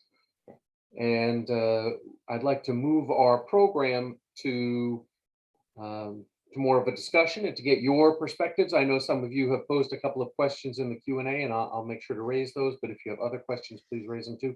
But before we get to those questions, let me just get back to you, Christopher, and ask you a little about your initial reaction to watching this film, and what are some of the contemporary things that it makes you think about?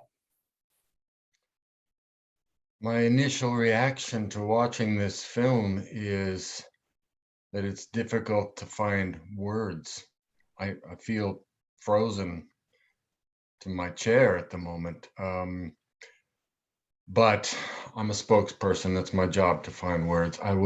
What I can tell you is that in watching the situations depicted in this film, I am struck by a common thread that runs between what Jews in Europe in the late 30s and 1940s experienced, and the kind of total devastation and suffering and danger isn't sufficient enough a word to describe the kinds of things that I have seen with refugees in other parts of the world. Of course, the scale is not comparable. The systematic intent may not be comparable or the same, but some of this very essential human, profound suffering that happens there is a common thread, and it is people in those desperate situations, and those people could be you, could be me, and as this film depicts, it could be any of us, and they're human beings, and it's that same type of suffering and really destruction that these people are fleeing in a desperate attempt to stay alive, and that UNHCR, working with governments around the world, tries to identify and ensure are helped. You know, as I was watching this, and I'm thinking about trying to bring the conversation to the present, because I know that that's where we want to go with this. And one question that was in my mind was, to what degree is this history something that's familiar to the staff at the UNHCR or other refugee agencies around the world? Is this, I mean, I think of it as directly tied to the creation of the UNHCR and to the development of refugee agencies, but maybe that's just because I think about the past a lot and I'm not thinking about the present. But is this a history that's familiar to many of the folks who you work with? It's familiar in a top line level, certainly. And speaking in terms of the institution of UNHCR, indeed, the very foundation of UNHCR is rooted in part in the terrors that occurred during World War II. And I think in a deep and profound recognition of how horrific what happened, specifically what happened to Jews in Europe was. There were many other people, millions as well, who were forcibly uprooted, many killed, lots of other people. But I think what happened to the Jews in Europe and the inaction that the fate of people trying to escape the Nazi regime, I think realization of all of that is certainly integral to the thinking and the motivation that predicated the foundation of an agency like the UN Refugee Agency.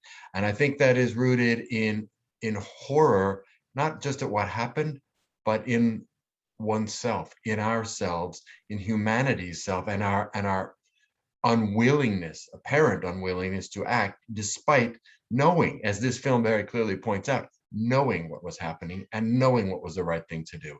And I think part of the logic that underpins the creation of the UN Refugee Agency and the work that we still do today can be traced back to what happened in World War II, right after World War II, and is an effort, and a noble effort, really, by humanity to try to redress that and ensure that nothing like that can happen again, to make sure that people in these circumstances are identified, and that people tell the truth and call things by their name and take the actions that all of us know are required in those situations. It's a basic human thing.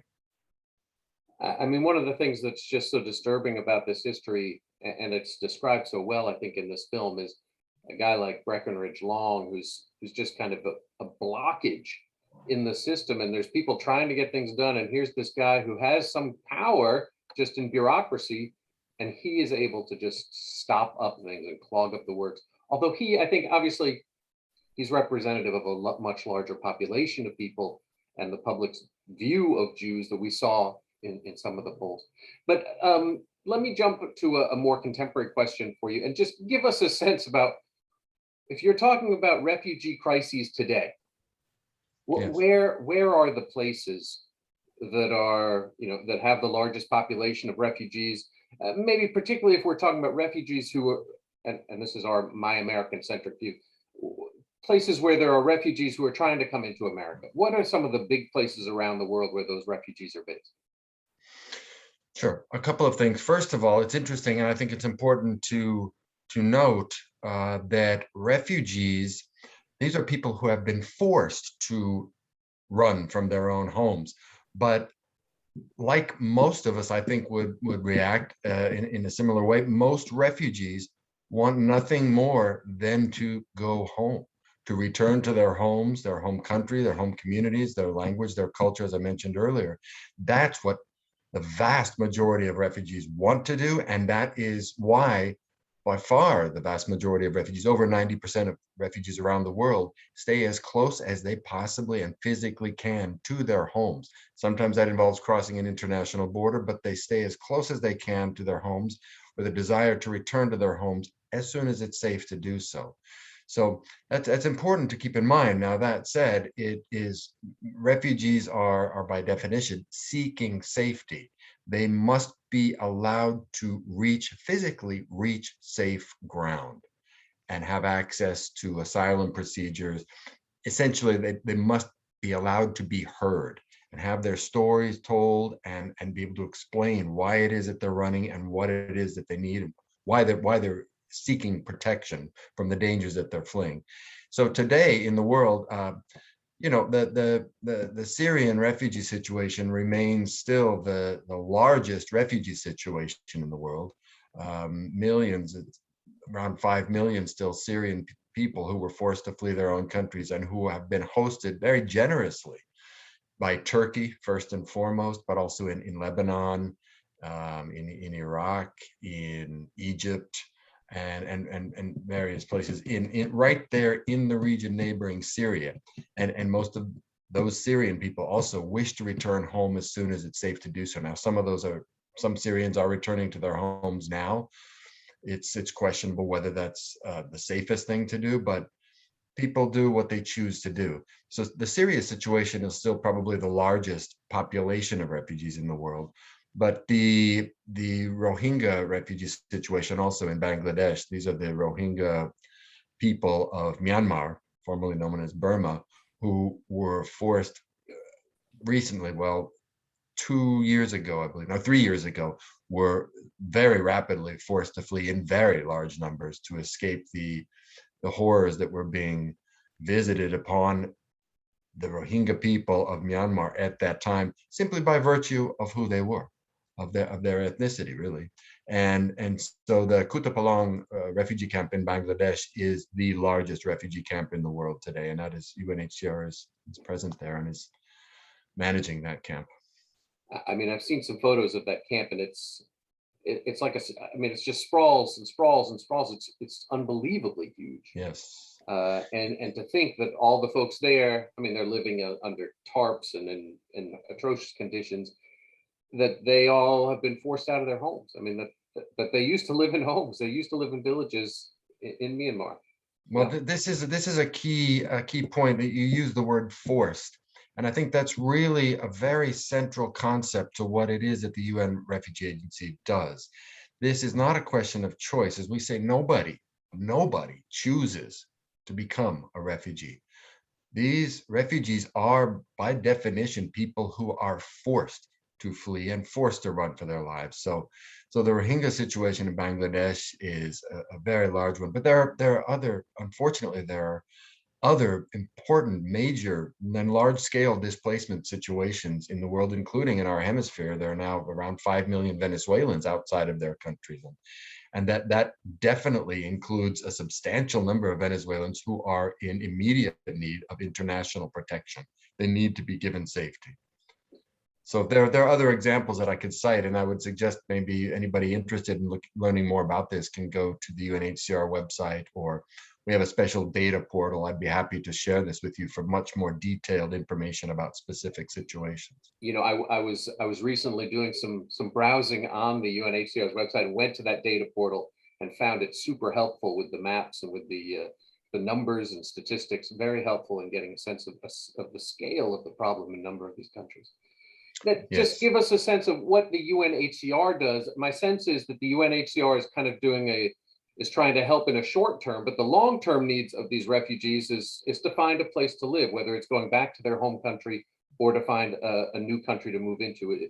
And does the UNHCR and the UN have a role in that, or is it just you're kind of in the middle spot, trying to hold things together for them in the middle between their old home and their new home?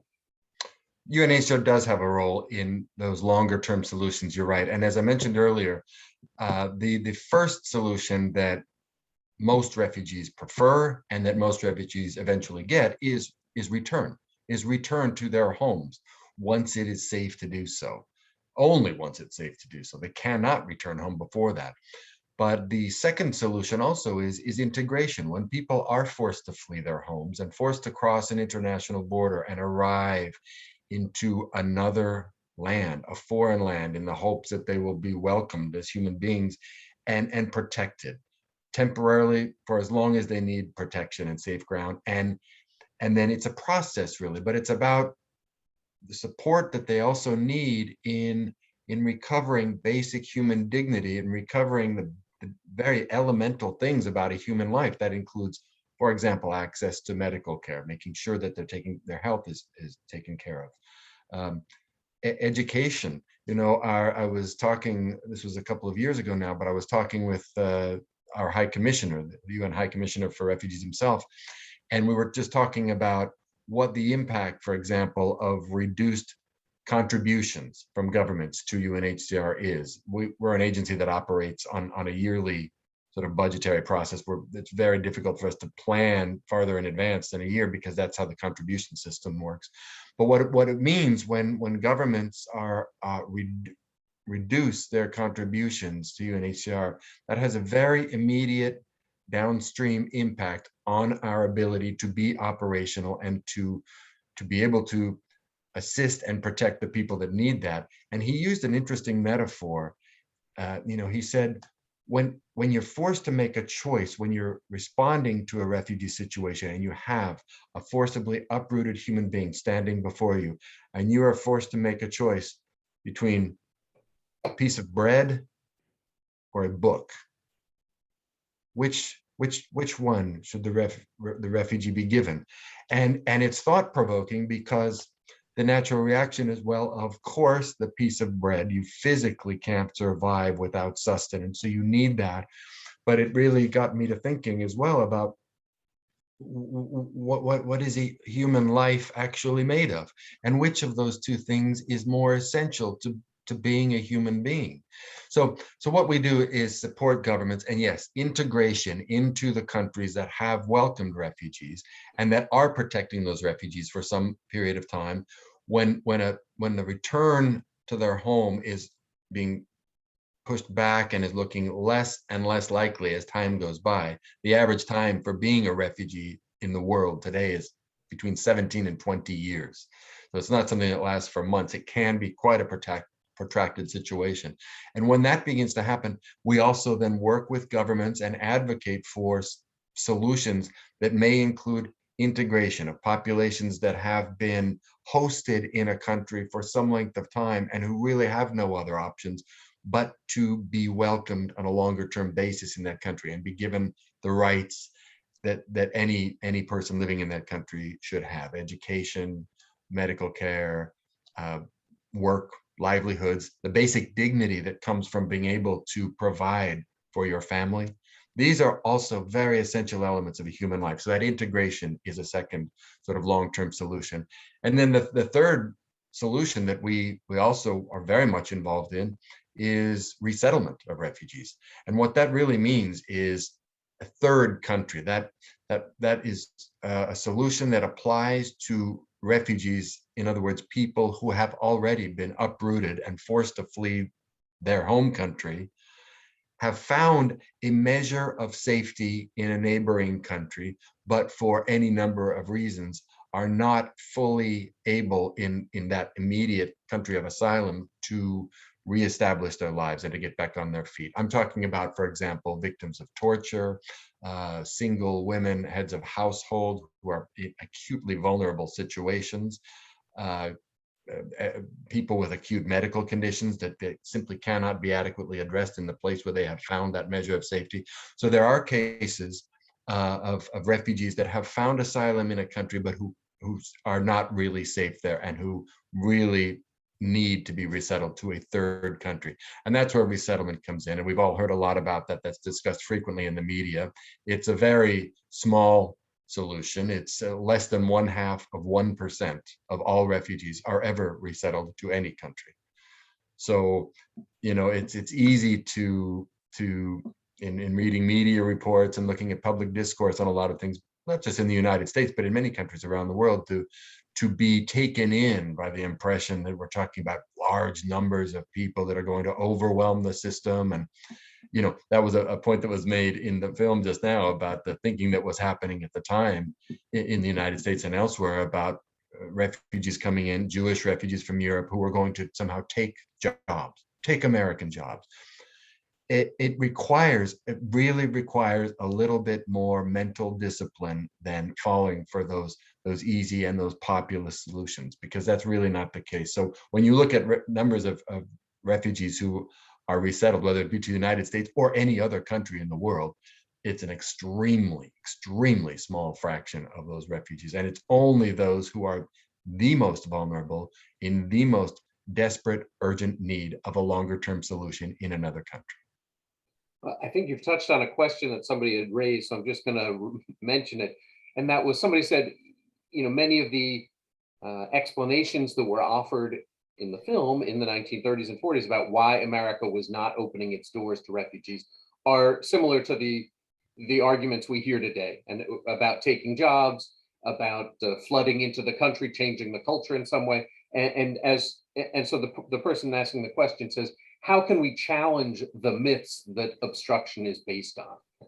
And you're referring to it right there. First, you're saying, well, you know, you got to get a handle on some of the numbers and the statistics and really read some of this material. But are there other ideas you would say about how to challenge those myths? It is a challenge, and it's not an easy one.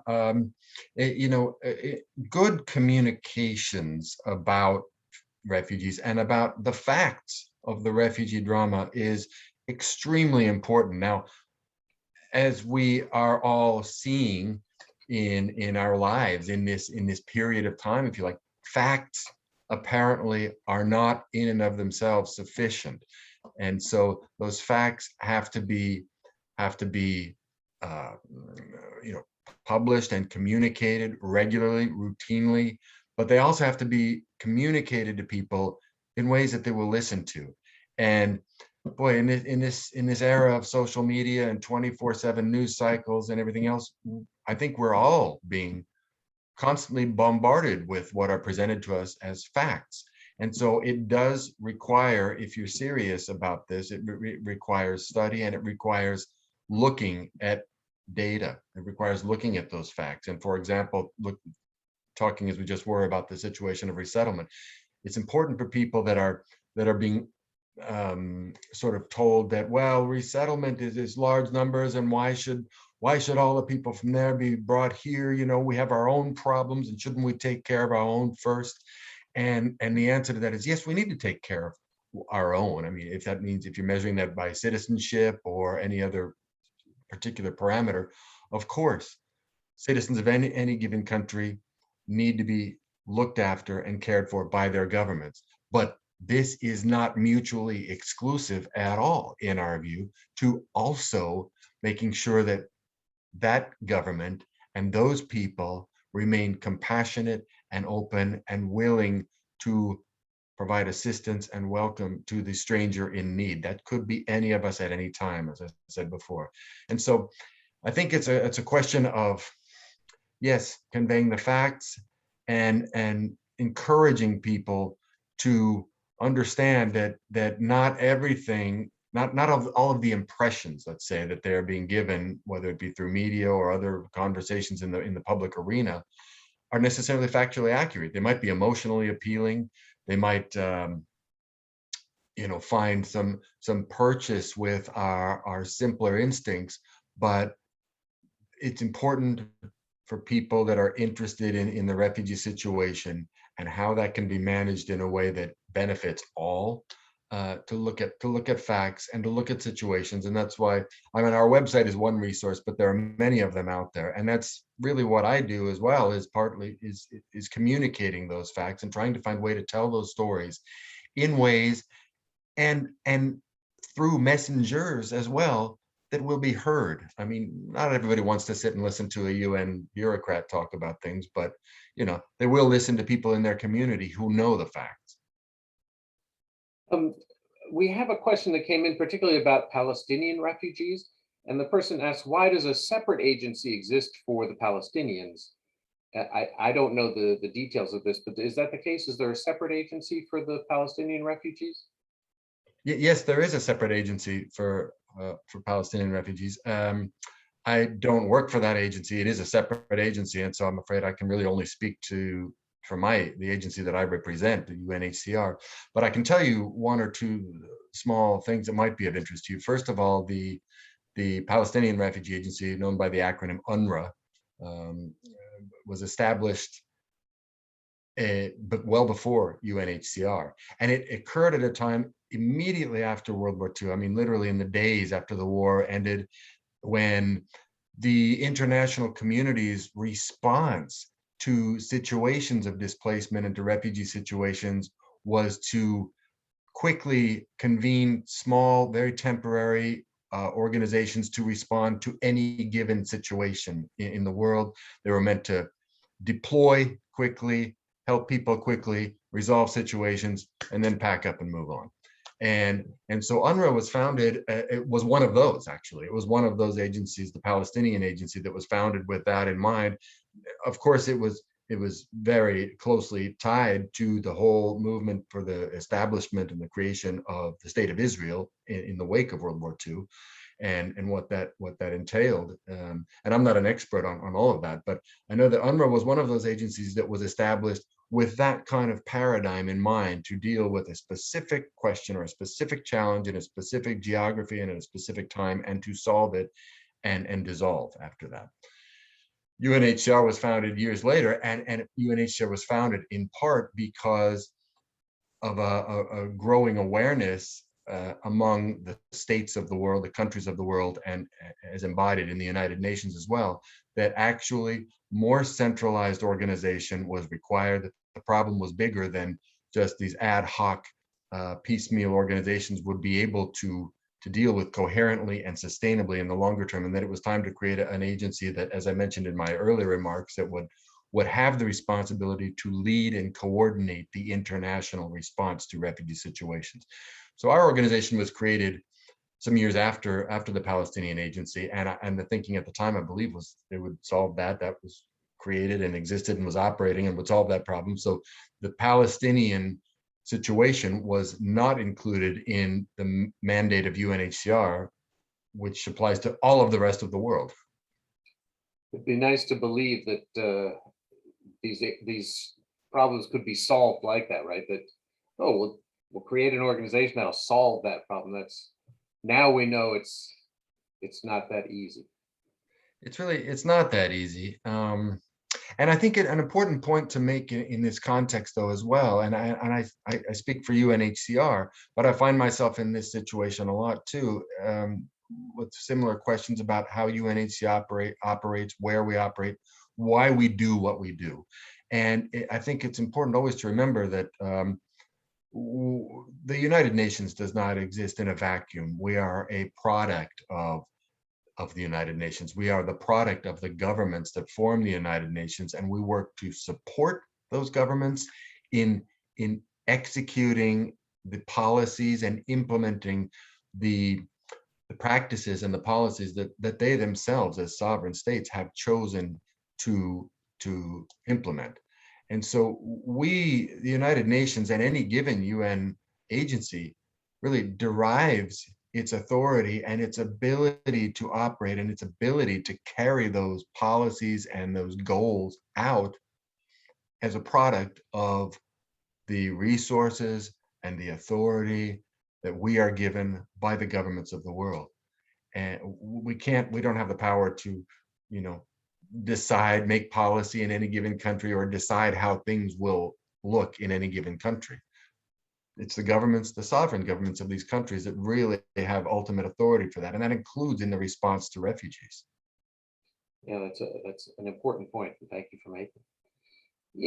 I know that we're getting late and we need to wrap things up. I want to give you the last word. Well, the second to last word. I want to get Marae back and let her wrap us up as well. But one thing that comes to, or 2 points that strike me when looking back at this history, and I'm interested in your perspective on this clearly, is on the one hand, we learn from a film like this how much Americans did know and yet were resistant to act. And so it makes me humble to think that it's not as easy as just saying back then they should have done more, and that for today I should realize that it's not easy to act and to look back at history and say, I realized that it was not easy back then either. And it's not as easy as just saying they should have done more. And that's also a call for me to recognize for me that I need to do more now.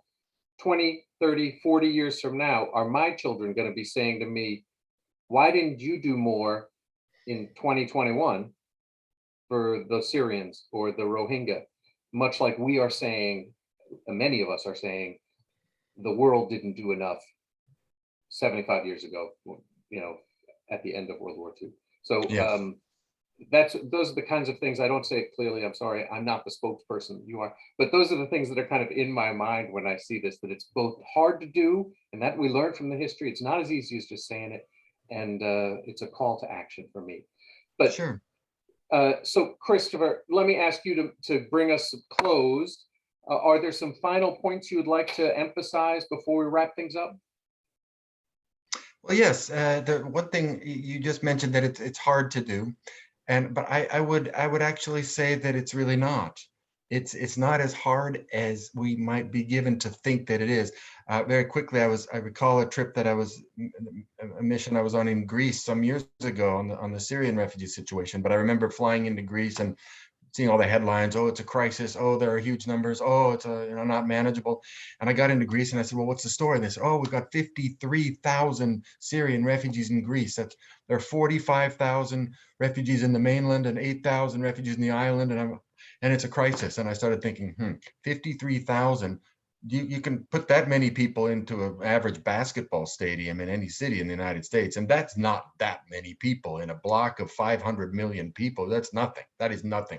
What we're talking about really is the psychological problem. And as the film that we just watched so eloquently pointed out, this is when the narrator was talking about how FDR finally made the decision to create the War Refugee Board under great pressure. And the person on the screen mentioned this was not because of any sudden moral awakening. This was a political calculation. And that's what needs to happen, is that people need to understand that all of these things we hear about refugees and the global refugee crisis, yes, it's real. And yes, these are real human beings in desperate need of assistance. But even at 25, 26 million refugees in the world today, these numbers are manageable. And so I think the thought that I would like to leave you and participants in the evening tonight with is that the refugee crisis, contrary to what you may think and the impression you may have based on the way it's covered these days in media and talked about in the public domain and things, the refugee situation in the world is entirely manageable.